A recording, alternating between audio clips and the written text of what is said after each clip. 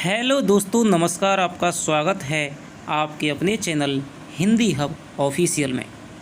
तो आज हम आचार्य रामचंद्र शुक्ल के उत्साह नामक निबंध का दोस्तों विस्तृत विचार विश्लेषण करते हुए अध्ययन करेंगे।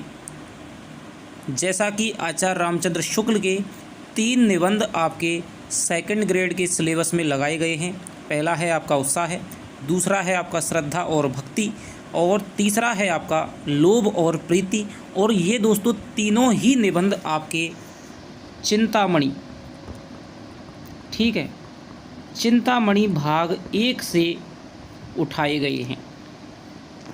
चिंतामणि क्या है कि आचार्य रामचंद्र शुक्ल ने जितने भी दोस्तों निबंध लिखे थे वो आपके चिंतामणि नाम के काव्य संग्रह निबंध संकलन में संग्रहित किए गए हैं। चिंतामणि भाग 1, चिंतामणि भाग 2, चिंतामणि भाग 3। तो जो भाव या मनोविकारात्मक निबंध हैं जिनमें शुक्ल का स्थान आपके सर्वश्रेष्ठ माना जाता है, उच्चतम स्थान माना जाता है, तो उन सभी निबंधों को चिंतामणि भाग 1 में संकलित किया गया है। तो ये तीनों ही निबंध आपके चिंतामणि भाग 1 में संकलित हैं। और जैसे कि आपके भाव या मनोविकार, ठीक है, कविता क्या है, मानस की धर्मभूमि, लोकमंगल की साधना अवस्था, इस प्रकार क्रोध है, इस प्रकार के निबंध भी आपके चिंतामणि भाग 1 में संकलित हैं। तो आपसे सबसे पहले तो क्वेश्चन यही बन जाएगा कि निम्न में से कौन सा निबंध चिंतामणि भाग 1 में संकलित नहीं है। बहुत यदि कोई डीप पूछना चाहे तो, ठीक है, तो आपको ये याद रखना है। वैसे मैं आपको सारा का सारा लिखा दूंगा। और शुक्ल का जो परिचय है वो हम दोस्तों पढ़ते आए हैं, और साहित्य के अंतर्गत, हिंदी साहित्य के इतिहास की कक्षाओं के अंतर्गत हम पढ़ते रहेंगे। इसमें आपको कोई भी घबराने की चिंता करने की जरूरत नहीं है। लेकिन आपको यही ध्यान रखना है कि आचार्य शुक्ल के 3 निबंध लगे हुए हैं, तो दोस्तों इनमें से कम 2 प्रश्न तो आपके निश्चित रूप से आएंगे। ये आप आज ही अपने माइंड में नोट कर लीजिए। 2 प्रश्न आपके निश्चित रूप से आएंगे। और प्रश्नों का लेवल अब पता है आपको कैसा आ रहा है। पिछली बातों को भूल जाइएगा। अपनी तैयारी ऐसी होनी चाहिए कि हम फिर कठिनता के स्तर को हम दोष ना देते रहें, ठीक है। तो आप मेरे साथ पढ़ रहे हैं तो आपको पता है कि मैं उच्चतम स्तर है उसके हिसाब से आपको पढ़ाता हूं कि एक भी क्वेश्चन है वो आपका बाहर नहीं जाना चाहिए। तो चलिए बिना किसी देरी के पढ़ते हैं उत्साह को। और एक बात मैं आपको बता दूं कि जैसा कि कहा गया है कि गद्यम निक्साम, कि गद्य है वो कवियों की कसौटी है, ठीक है। और आचार्य रामचंद्र शुक्ल ने कहा था यदि गद्य कवियों की कसौटी है तो निबंध है वो गद्य की कसौटी है। इसीलिए निबंध को पढ़ना जितना कठिन है, पढ़ाना दोस्तों उससे भी ज़्यादा कठिन है। और ये साहस मैं कर रहा हूँ, और पढ़ने के लिए आप तैयार हैं दोस्तों, तो निश्चित रूप से निबंधों में मज़ा आएगा। निबंधों में नीरसता झलकती है, लेकिन दोस्तों यदि आप अच्छे ढंग से पढ़ें और आपको अच्छे ढंग से पढ़ाया जाए तो निबंध जैसा आनंद है दोस्तों वो किसी चीज़ में नहीं मिलता है। किस तरह से यहाँ से क्वेश्चन बनते हैं, किस प्रकार से आपको पढ़ना है, ये सारी चीज़ें नोट्स आपके लिए प्रोवाइड हो जाएंगे। आप उनकी चिंता मत करिए। अब से दोस्तों लगातार आपके लिए कक्षाएं हैं, लगातार देखते रहिए। यदि अब भी आप द्वंद्व में पढ़ते रहे तो फिर आपका भगवान ही भरोसे गाड़ी चलेगी। तो चलिए, मैं ज़्यादा कुछ यहाँ पर बातचीत नहीं करना चाहता हूँ। इसके लिए मैं आपके लिए अलग से दोस्तों वीडियो बना दूंगा। जिनके रीट में आपके कम नंबर आ रहे हैं, जिनके जिस प्रकार से नंबर आ रहे हैं उस हिसाब से मैं आपके लिए वीडियो बना दूंगा। तो सबसे पहले पढ़ते हैं उत्साह को, उसके बाद में श्रद्धा भक्ति, और उसके बाद में लोभ। 3 वीडियो में आपके तीनों निबंध हैं वो कंप्लीट हो जाएंगे।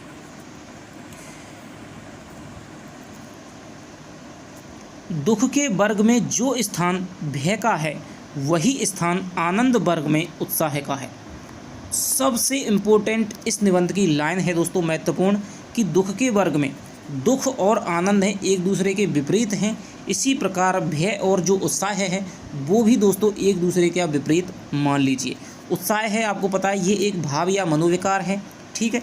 तो दुख के वर्ग में जो स्थान भय का होता है कि जब हमें कोई भी दुख होता है, ठीक है, तो हमें जिस प्रकार से भय लगता है उसी प्रकार जब हम खुश होते हैं उत्साह है। यानी कि जब हम भय करते हैं तो हमें दुख की प्राप्ति होती है, और जब हमारे अंदर उत्साह नामक मनोविकार होता है या भाव होता है तब हमें आनंद की प्राप्ति है वो मिलती है। तो ये क्वेश्चन यहाँ से दोस्तों बन जाएगा कि दुख के वर्ग में जो स्थान भय का है तो वही आनंद के वर्ग में वो स्थान किसका है। सीधा सीधा यहाँ से क्वेश्चन बन चुका है, शायद ये पहले भी आ चुका है। भय में हम प्रस्तुत कठिन स्थिति के नियम से विशेष रूप से दुखी और कभी कभी उस स्थिति से अपने को दूर रखने के लिए प्रयत्नवान होते हैं।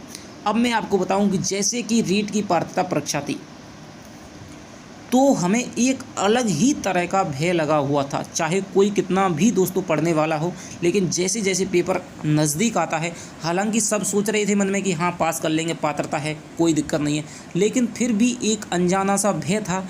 ठीक है, ऐसा लग रहा था कि हालांकि कि कहीं पास नहीं हुआ तो क्या होगा। तो ये दोस्तों एक भय लग रहा था। भय में हम कठिन स्थिति के नियम से विशेष रूप से, तो उस भय से हमें थोड़ा सा दुख होता था जब हम सोचते थे कि अगर हम पास नहीं हुए तो क्या होगा, तो मन है वो दुखी हो जाता था। लेकिन कभी कभी उस स्थिति से अपने को दूर रखने के लिए प्रयत्नवान होते हैं। तो हम कभी कभी क्या है कि रक्षात्मक युक्तियाँ जो कि आपने पढ़ी होंगी साइकोलॉजी में, तो उनको हम अपनाते हैं कि कोई दिक्कत नहीं है, 90 ही तो लाने हैं या 83 ही लाने, 85 लाने हैं, ठीक है, तो उनको ला करके हमें पास हो जाएंगे, कोई दिक्कत नहीं है, पात्रता परीक्षा है, सरल आएगा। तो इस प्रकार की रक्षात्मक युक्तियों को अपने मन में ला करके हम उनसे हम भय से क्या है, जिससे कि हमारा भय है वो कम हो जाए, उस बारे में हमारा जो दिमाग है वो सोचे नहीं, तो हम उससे दूर रहने का प्रयास करते हैं। उत्साह में हम आने वाली कठिन परिस्थिति के भीतर साहस के अवसर के निश्चय द्वारा प्रस्तुत कर्म सुख की उमंग से अवश्य प्रयत्नवान होते हैं। लेकिन जैसे ही हमारे अंदर उत्साह होता है, मान लीजिए कि आप पढ़ नहीं रहे हैं और आपके सामने पेपर है, तो आपको निश्चित रूप से दोस्तों भय लगेगा, लेकिन आपकी तैयारी अच्छी है, ठीक है, पिछली बार भी रीट का पेपर लगा था तब भी आप घबराए नहीं होंगे उतने ज़्यादा। तो यदि आपकी तैयारी अच्छी है, इस बार क्या हुआ कि तैयारी अच्छी नहीं थी इसलिए भय लग रहा था, और भय लग रहा था तो दुख उत्पन्न हो रहा था। लेकिन जब आपकी तैयारी अच्छी होती है तो आपको उत्साह की प्राप्ति होती है। जैसे कि आप साइकोलॉजी में पढ़ते हैं अभिप्रेरणा, ठीक है, तो लंबे समय तक जब उत्साह रहता है, वो साइकोलॉजी की भाषा में अभिप्रेरणा मोटिवेशन कह लीजिए, और हिंदी की भाषा में उसे आप उत्साह कह लीजिए। लंबे समय तक यदि आपका उत्साह रहता है तो फिर आपको कठिन परिस्थितियों से भी लड़ने की ताकत है वो आपको मिल जाती है। आप हर चीज़ को छोटी समझने लगते हैं, तो फिर आप है वो उससे लड़ने का प्रयास करते हैं। ठीक है, तो ये इसका दोस्तों अर्थ है। प्रत्येक लाइन की दोस्तों मैं आपको बता रहा हूँ, मैं 10-10 मिनट 15-15 आधा घंटे एक एक लाइन की व्याख्या कर सकता हूँ, लेकिन उस व्याख्या का कोई भी अर्थ नहीं है जब तक कि हमारा क्वेश्चन है वो सही नहीं होगा। तो आपसे विशेष रूप से दोस्तों निवेदन है, यदि आप सेकंड ग्रेड में हिंदी से कुछ करना चाहते हैं तो बिना सोचे ही आपको लगातार दोस्तों उत्साह की स्थिति को बनाते हुए कठिन परिस्थितियाँ ज़रूर कठिन हैं, लेकिन उत्साह से उन पर विजय पाई जा सकती है, उनसे लड़ा जा सकता है। इसलिए प्रत्येक लाइन को दोस्तों भटकने का बिल्कुल भी प्रयास मत करना। वीडियो यदि शुरू कर दी है तो उसे लास्ट तक ज़रूर देखना, नहीं तो ये निबंध हैं दोस्तों, हम तो क्या किसी की भी समझ में नहीं आते हैं, अच्छे अच्छे प्रोफेसर मात खा जाते हैं। ठीक है, और आप देखना कि एक निबंध को पढ़ने के बाद में आपने यदि पहले भी पढ़ा है कहीं से और आप मेरे साथ में यदि पढ़ करके देख रहे हैं तो पहले की और अब की दोस्तों तुलना करके देख लेना। उत्साह में कष्ट या हानि सहने की दृढ़ता के साथ साथ कर्म में प्रवृत्ति होने का आनंद का योग रहता है।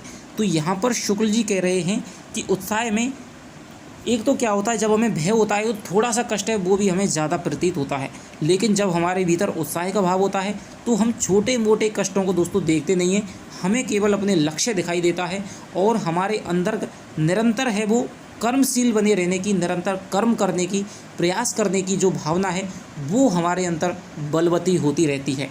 ठीक है, साहसपूर्ण आनंद की उमंग का नाम उत्साह है।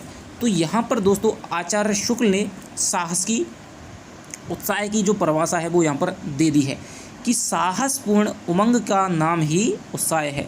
तो एक ये आपसे यहाँ से क्वेश्चन बन जाएगा, ठीक है, कि साहसपूर्ण आनंद की उमंग का नाम है वो उत्साह है। तो ये आप याद रखना, ये लाइन आपके लिए इम्पोर्टेंट है। कर्म सौंदर्य के उपासक ही सच्चे उत्साही कहलाते हैं। अब ये दोस्तों आपके इस पंक्ति में क्या कहना चाह रहे हैं, इस पंक्ति में कह रहे हैं कि जो कर्म सौंदर्य, जो कर्मशील हैं, जो कर्म योग को जानते हैं, ठीक है, वही सच्चे उत्साही हैं। और जो आलसी हैं वो उत्साह नहीं है। आप देख लीजिए, जब आलस गिरता है तब उत्साह बिल्कुल समाप्त हो जाता है, और जब हमारे अंदर उत्साह होता है तब हम कर्म को विशेष रूप से करने लगते हैं। जब हमारे अंदर थोड़ा सा भी दोस्तों मोटिवेशन आता है तो हम किताबों को उठा लेते हैं। जैसे ही हमने सुना कि भाई अब हमारे परीक्षा की है वो तिथि निश्चित हो गई है, तो हम दोस्तों किताबों को उठा लेते हैं और पढ़ने लग जाते हैं। लेकिन यही उत्साह यदि लगातार समय तक, यदि परीक्षा तक, लक्ष्य तक बना रह जाए तो हमें दोस्तों सफलता मिल जाती है। तो उत्साह है और जो कर्म है दोस्तों वो एक दूसरे के पूरक हैं। यदि आप कर्म करेंगे तो आपको उत्साह मिलता रहेगा, और यदि आप उत्साह रखेंगे तो आप फिर कर्म करते रहेंगे। यदि आप 10 दिन मत पढ़िए तब आप देख लीजिएगा आपके उत्साह की क्या स्थिति होती है। और यदि आप 10 दिन लगातार दोस्तों पढ़ लीजिए 10-10 घंटा, तो आप एक अलग ही उत्साह के लेवल पर पहुंच जाएंगे। तब आपको किसी भी मोटिवेशन वीडियो की ज़रूरत नहीं पड़ेगी। जिन कर्मों में किसी प्रकार का कष्ट या हानि सहने का साहस अपेक्षित होता है उन सब के प्रति उत्कंठापूर्ण आनंद उत्साह के अंतर्गत लिया जाता है। तो ये क्या कह रहे हैं कि जिन कर्मों में किसी प्रकार का कष्ट या हानि सहने का साहस होता है, तो आचार्य शुक्ल कहते हैं। तो यहाँ पर भी आपका क्वेश्चन बन जाएगा कि कर्म सौंदर्य के उपासक क्या कहलाते हैं, सच्चे उत्साही कौन कहलाते हैं? जो कर्म सौंदर्य की उपासना करते हैं, जो कर्म में प्रवृत्त रहते हैं, जो मेहनत करने से नहीं घबराते हैं, यानी कि जो मेहनती लोग होते हैं उन्हीं को सच्चा उत्साही का दर्जा है वो आचार्य शुक्ल ने दिया है। देखिए दोस्तों, निबंध पढ़ लेना तो मैं आपको 20 मिनट में भी पढ़ा सकता हूँ, लेकिन इसकी व्याख्या है वही सबसे महत्वपूर्ण है। ठीक है, तो थोड़ा सा आपकी वीडियो है वो लगभग 1 घंटे की भी हो सकती है, जिस प्रकार का निबंध है। तो जिन कर्मों में किसी प्रकार का कष्ट या हानि सहने का साहस है, ठीक है, तो जब दोस्तों उत्साह हो जाएगा, यानी कि हम यहाँ पर देख रहे हैं कि साहसपूर्ण उमंग का नाम, ठीक है, यानी कि जब हम कर्म करते रहते हैं, कष्टों में भी यदि हमें साहस है, कष्ट सहने का यदि हमारे अंदर इच्छा जागृत हो जाती है, हम कष्टों से घबराते नहीं हैं, तो फिर उन सब के पीड़, तो उनसे जो आनंद की उत्पत्ति होती है वो ही आपके उत्साह के अंतर्गत आती है। कष्ट या हानि के भेद के अनुसार उत्साह के भी 2 भेद हो जाते हैं। अब की बार रेट की परीक्षा में दोस्तों एक शब्द आया था अपेक्षा, ठीक है, अपेक्षा शब्द आया था। तो अपेक्षा का जो अर्थ होता है वो होता है दोस्तों आकांक्षा, इच्छा, यानी कि जैसा मैं चाहता हूँ वैसा ही हो जाए, इसे कहते हैं हम अपेक्षा। जबकि कई हैं वो उसमें अवहेलना वगैरह तिरस्कार बता रहे हैं, तो ये दोस्तों वो शब्द होता है उपेक्षा, ठीक है।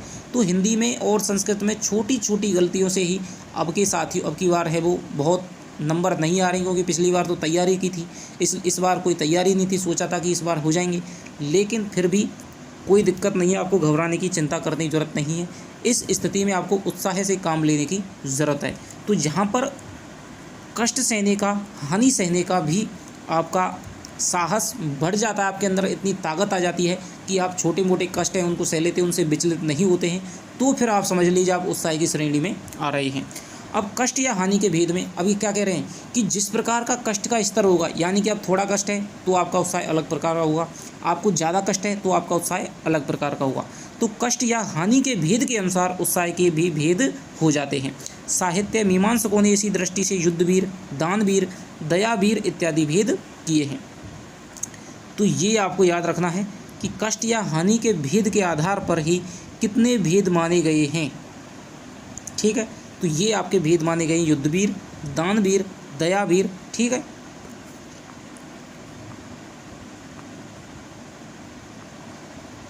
अब देखिए इनमें किस किस प्रकार से कष्ट की सीमा है, कष्ट की कठिनता का स्तर है वो बढ़ता जाता है।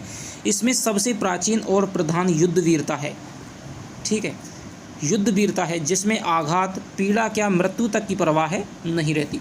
तो सबसे बड़ा उत्साही आचार्य रामचंद्र शुक्ल ने किसको माना है? युद्धवीर होता है, यानी जो युद्ध में जाने से घबराता नहीं है, जो क्षत्रिय तलवार लेकर के, यानी कि जो अपना युद्ध से पहले ही अपना जो सर है वो अपनी हथेली पे यानी ताक पे रख कर के लड़ता है, तो उसको ही यहाँ पर सबसे पहले यानी उत्साही की श्रेणी में गिना जाएगा। यानी उसको मृत्यु तक की परवाह नहीं है, तो वो सबसे बड़ा उत्साही है, तो युद्धवीर है। इस प्रकार की वीरता का प्रयोजन अत्यंत प्राचीन काल से पड़ता है, यानी कि प्राचीन काल से युद्ध होते चले आ रहे हैं जिसमें साहस और प्रयत्न दोनों चरम उत्कर्ष पर पहुंचते हैं।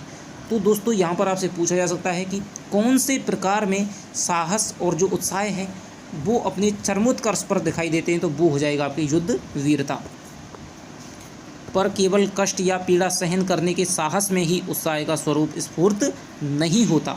लेकिन यहाँ पर ये क्या कह रहे हैं कि केवल आप कोई कष्ट सहते रहें, तो कष्ट तो कोई गरीब भी सहता रहता है, तो क्या फिर वो उसमें उत्साह है? कष्ट तो सहता नहीं है, किसी को कष्ट मिलते ही उसे सहने पड़ते हैं, तो क्या है बताइए? तो फिर वो उत्साह नहीं कहलाएगा। कष्ट सहते रहें और हमें आनंद में सहते रहें, उसका नाम उत्साह है। साहसपूर्ण उमंग का नाम उत्साह है। ठीक है, उसके साथ आनंदपूर्ण प्रयत्न या उसकी उत्कंठा का सहयोग होना चाहिए। मान लीजिए आपका पेपर है और आपको पढ़ना पड़ रहा है, आप लग रहे हैं कष्ट सहना पड़ रहा है, आपको मान लीजिए मजदूरी करनी पड़ रही है, आप नौकरी पे जाते हैं, आपको कष्ट है, आपकी गरीबी आ गई, आप उनको सहते रहें, क्योंकि सहने के अलावा उनको विकल्प है ही क्या, आपको तो वो दिन निकालने हैं। लेकिन यदि उन्हें आप हंसते हंसते यदि सहते हैं तो उसका नाम है उत्साह, यानी कि साहस के साथ सहना और आनंद के साथ उसको जीना, इसी का नाम है दोस्तों उत्साह है। बिना बेहोश हुए भारी पीड़ा चलाने को तैयार होना साहस कहा जाएगा, पर उत्साह है नहीं। कितनी बड़ी दोस्तों यहाँ पर बात है वो कह दी है। मान लीजिए आपको फोड़ा हो जाता है, कोई भी आपको ऑपरेशन कराना है, तो फिर आप बेहोश, क्या है, डॉक्टर आपको इंजेक्शन लगा देता है और आप बेहोश होकर के आपकी चीरफाड़ कर देता है, तो क्या आपको दर्द नहीं होता? दर्द तो होता है, लेकिन आपको पता नहीं चलता है। ठीक है, तो फोड़ा चलाने को तैयार इसीलिए क्या है, ऑपरेशन कराने को तैयार हो जाते हैं। लेकिन एक समय ऐसा था जब कोई भी बेहोश करने की दवा नहीं थी। ठीक है, उस समय जो ऑपरेशन कराए जाते थे, तो उसका दोस्तों उसका नाम है उत्साह है। ठीक है, साहस तो है कि आप ऑपरेशन के लिए तैयार हो गए, नहीं तो बहुत सारे जो व्यक्ति हैं वो उत्साह से यानी ऑपरेशन कराने से घबराते हैं। लेकिन यदि आप जानबूझ करके बिना इंजेक्शन लगवाए यानी कि दर्द सहने को यदि आप तैयार हो जाएं और उसको आनंदपूर्वक यदि सहते रहें, ठीक है, तो उसका नाम है उत्साह। इसी प्रकार चुपचाप बिना हाथ पैर हिलाए घोर प्रहार सहने के लिए तैयार रहना साहस, और कठिन से कठिन प्रहार सहकर भी जगह से ना हटना धीरता कही जाएगी। ठीक है, तो यहाँ पर 3 प्रकारों में दोस्तों बात हो रही है, यानी कि लिए किसी भी कठिन काम को करने के लिए यदि आप तैयार हो जाते हैं तो उसको कहा जाएगा साहस। ठीक है, आप सेकंड ग्रेड की तैयारी के लिए दोस्तों साहस हो गए, मतलब तैयार हो गए पहली बार में कि मुझे तो सेकंड ग्रेड की, मुझे तो अपनी यूपीएससी अब की बार है वो, तो ये बहुत बड़े दोस्तों साहस की बात है कि आपने जो 100 लोग नहीं कर पा रहे थे वो आपने करने का प्रयास किया।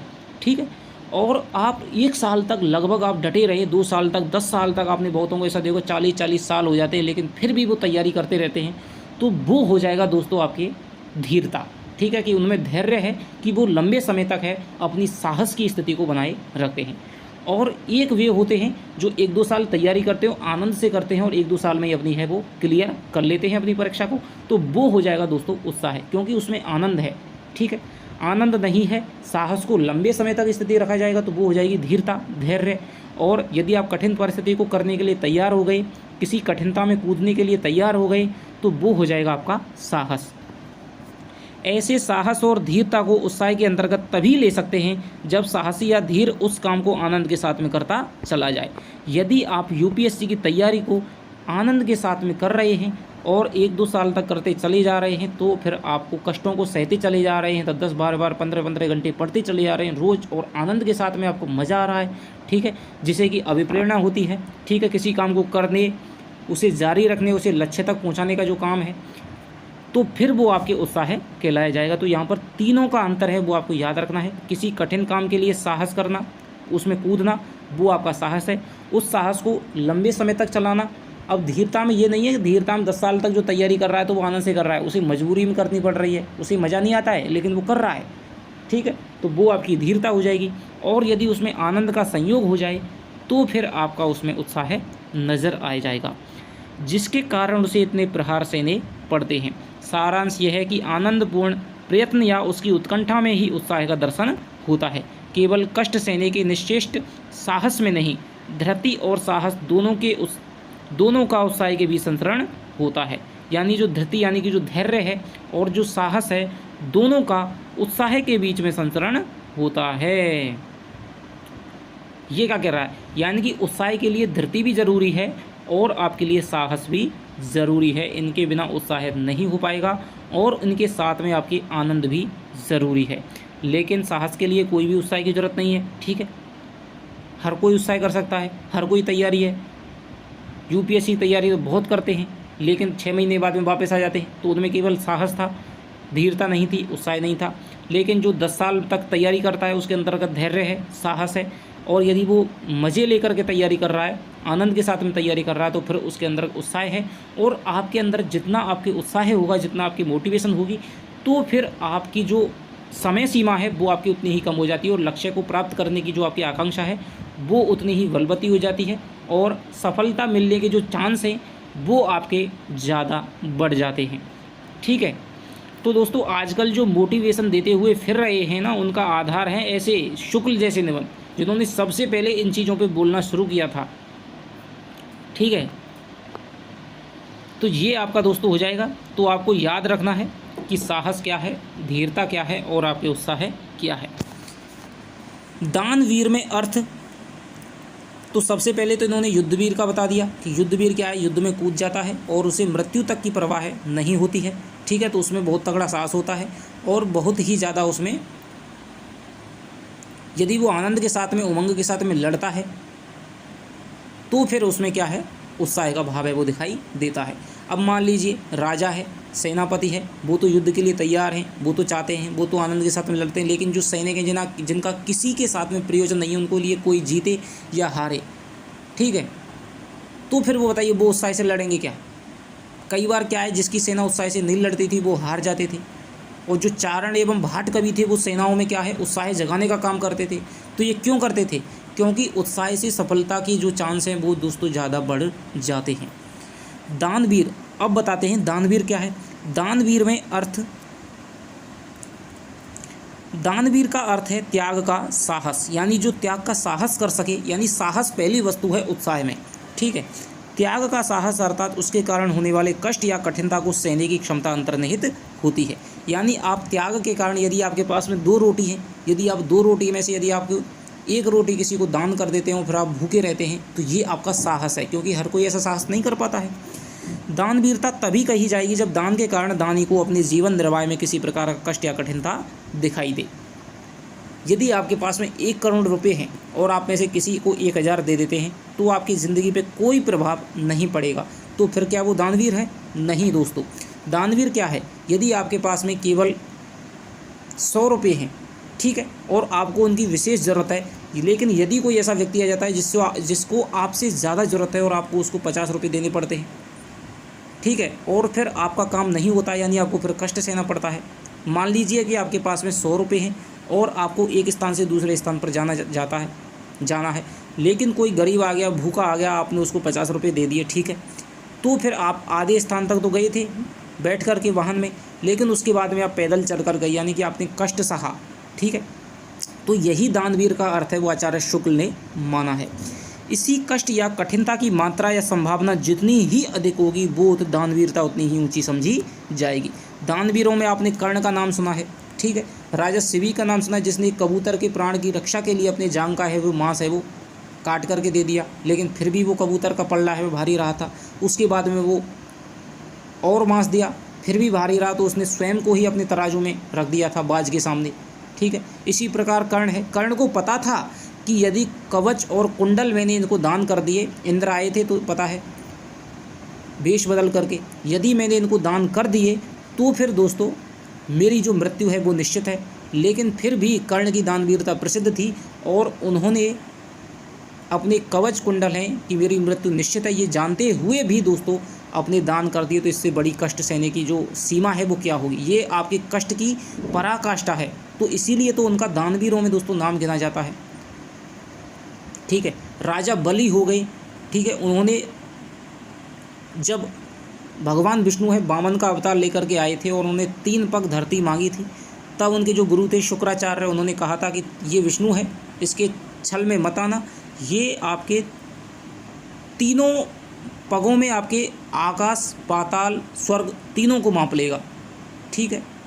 तो उन्होंने 1 पग में तो आपके धरती को, ठीक है, पाताल को माप लिया, 1 में आपके स्वर्ग को माप लिया, तीसरा तो पग नहीं था, तो उन्होंने फिर अपने आप को ही कि भाई मेरा सर है, इस पर आप रख लीजिए।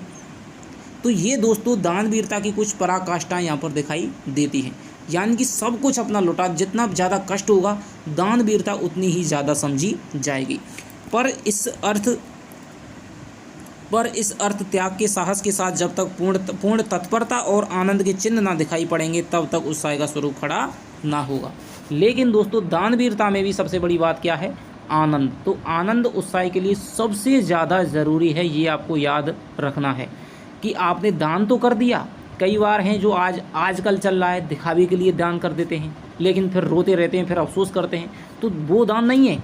चाहे आपको कष्ट सहने पड़ रहे हैं, लेकिन फिर आप सोच रहे हैं कि यार मैंने तो गलत दान कर दिया। ठीक है, तो फिर दान हंसते हंसते हुए कष्टों का वर्ण करना, यानी हंसते हंसते कष्ट सहने का नाम ही दोस्तों उत्साह कहलाता है।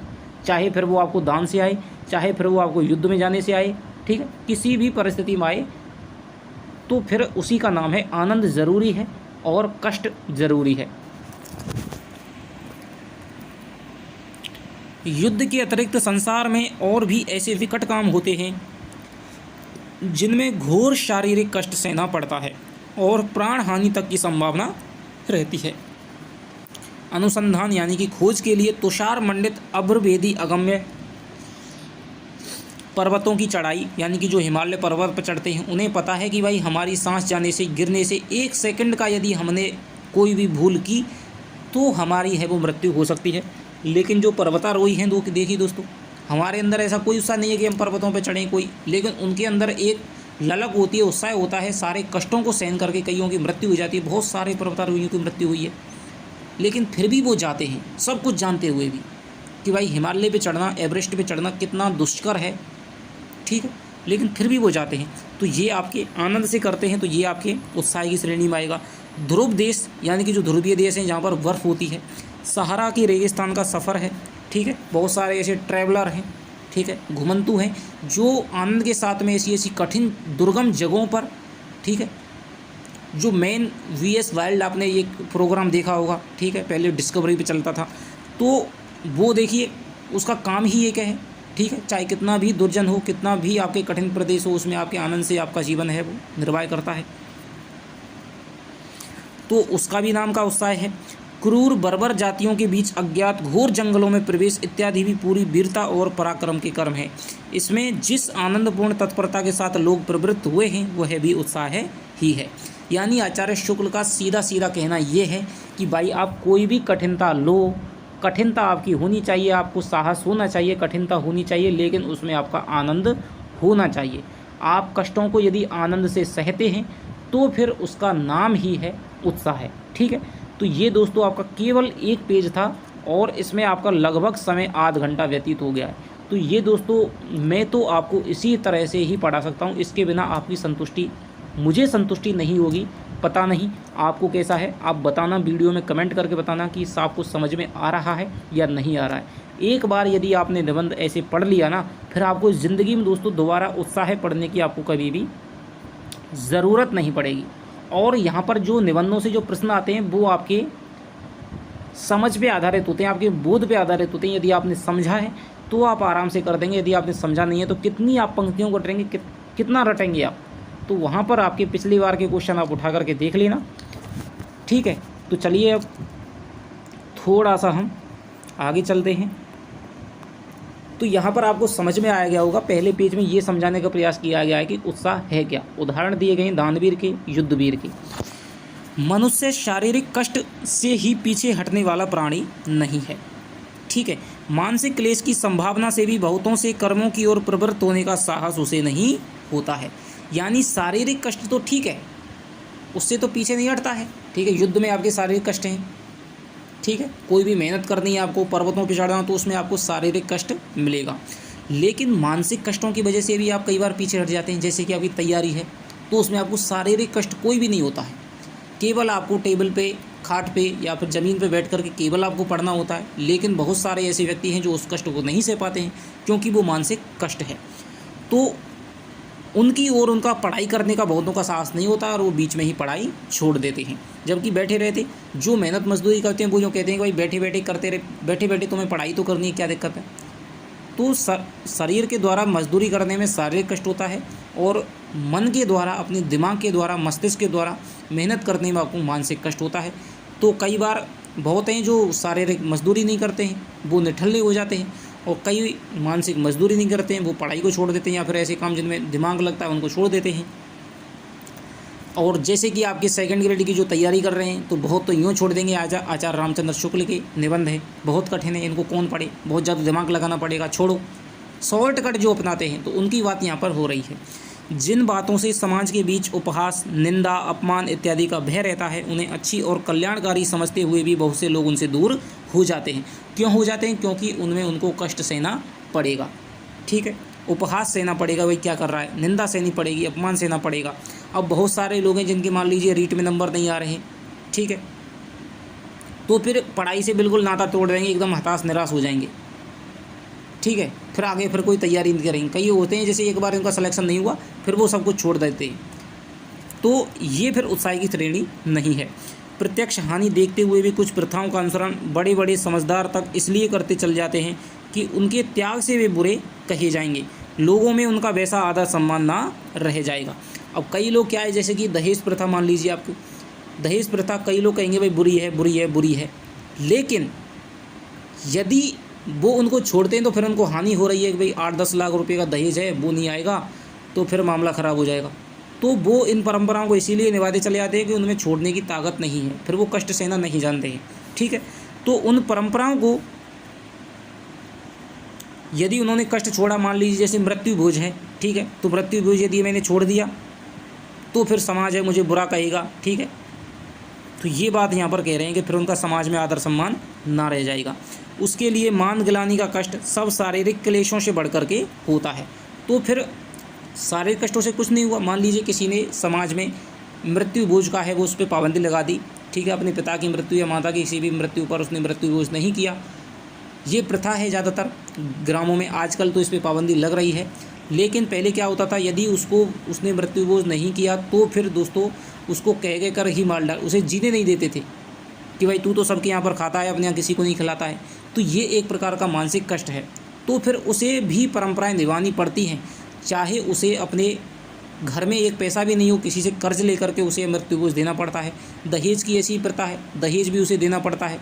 ठीक है, तो ये सारी जो परंपराएं हैं जो इसलिए निभाई जाती हैं कि भाई समाज है उसका आदर सत्कार नहीं करेगा, कोई भी सम्मान नहीं होगा, उसे अपमान मिलेगा, उसे उपहास मिलेगा। ठीक है, जो लोग मान अपमान का कुछ भी ध्यान ना करके, निंदा स्तुति की कुछ भी परवाह ना करके किसी प्रचलित प्रथा के विरुद्ध पूर्ण तत्परता और प्रसन्नता के साथ में कार्य करते जाते हैं, वे एक ओर तो उत्साही और वीर कहलाते हैं, दूसरी तरफ बाहरी बेहया। तो ये बात क्या कहते हैं कि जो परंपराओं को तोड़ने वाले होते हैं, ठीक है, जैसे कि मृत्यु भोज या दहेज है, उनके खिलाफ में बीड़ा उठाते हैं कि भाई हम मृत्यु भोज नहीं करेंगे। ठीक है, और प्रसन्नता से ये काम करते चले जाते हैं, तो एक तरफ तो वो सही कहलाएंगे अपनी तरफ, लेकिन जो समाज है जो कुछ समझता नहीं है वो इन्हें बेहया कहेगा। ठीक है, क्योंकि वो उसके आदर्शों पे नहीं चल रहे हैं, समाज ने जो आदर्श बताए हैं उससे औरों की भी हानि है।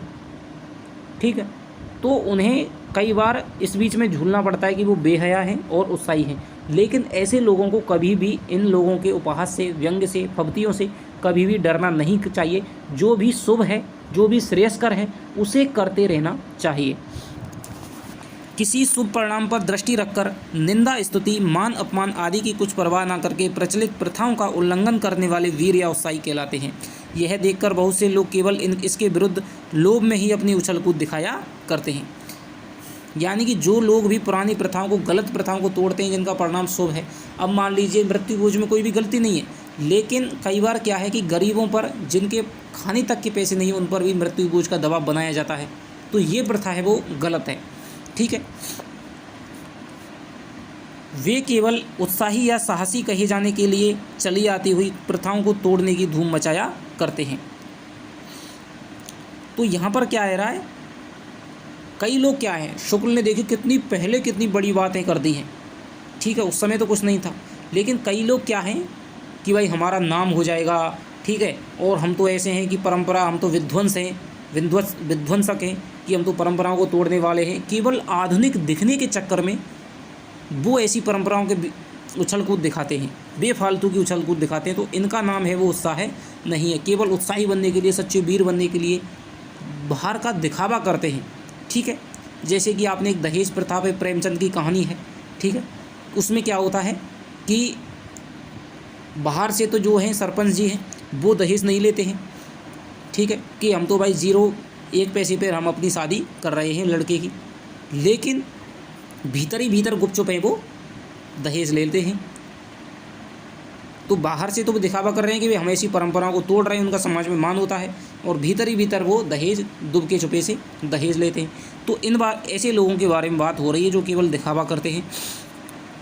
शुभ या अशुभ परिणाम से उन्हें कोई मतलब नहीं है, उनकी ओर उनका ध्यान है लेश मात्र नहीं रहता। जिस पक्ष के बीच की सुख्याति का वे अधिक महत्व समझते हैं, जिस पक्ष के बीच की सुख्याति का वे अधिक महत्व समझते हैं, उनकी वाहवाही से उत्पन्न आनंद की चाह में दूसरे पक्ष के बीच की निंदा या अपमान की कुछ परवाह नहीं करते। तो ऐसे ओछे लोगों के साहस या उत्साह की अपेक्षा उन लोगों का उत्साह या साहस भाव की दृष्टि से कहीं अधिक मूल्यवान है, जो किसी प्राचीन प्रथा की चाहे वह वास्तव में हानिकारणी ही हो, उपयोगिता का सच्चा विश्वास रखते हुए प्रथा तोड़ने वालों की निंदा, उपहास, अपमान आदि सहा करते हैं। यानी कि जिन्हें परिणाम जिसका शुभ है या अशुभ होगा इस प्रथा को तोड़ने से, उसकी परवाह किए बिना, जैसे कि आजकल आधुनिकता की दौड़ चली आ रही है, ठीक है, कि माँ बाप को वृद्धाश्रम छोड़ेंगे, ये है वो है, तमाम चीज़ें हैं, ठीक है। आधुनिकता की अंधी दौड़ में आजकल की जो संतानें हैं वो करती जा रही हैं, ठीक है। तो ये जो चीज़ है जिसका परिणाम शुभ और अशुभ दोनों हो रहे हैं, ठीक है। जैसे आजकल शादियों में आपके लिए मान लीजिए बुफे सिस्टम चला दिया गया है, ठीक है। लाइब्रेरी में कुछ पढ़ने जा रहे हैं तो इनका परिणाम शुभ है अशुभ है, दोनों है। तो इनको जो तोड़ते हुए चले जा रहे हैं, मान लीजिए उसका परिणाम शुभ या अशुभ हो, तो वो ओछे व्यक्ति हैं। लेकिन जो हमेशा शुभ की तरफ सोच करके और निंदा अपमान से घबराते नहीं हैं, तो उनकी जो साहस है वो हमेशा उन ओछे लोगों से ज़्यादा रहता है।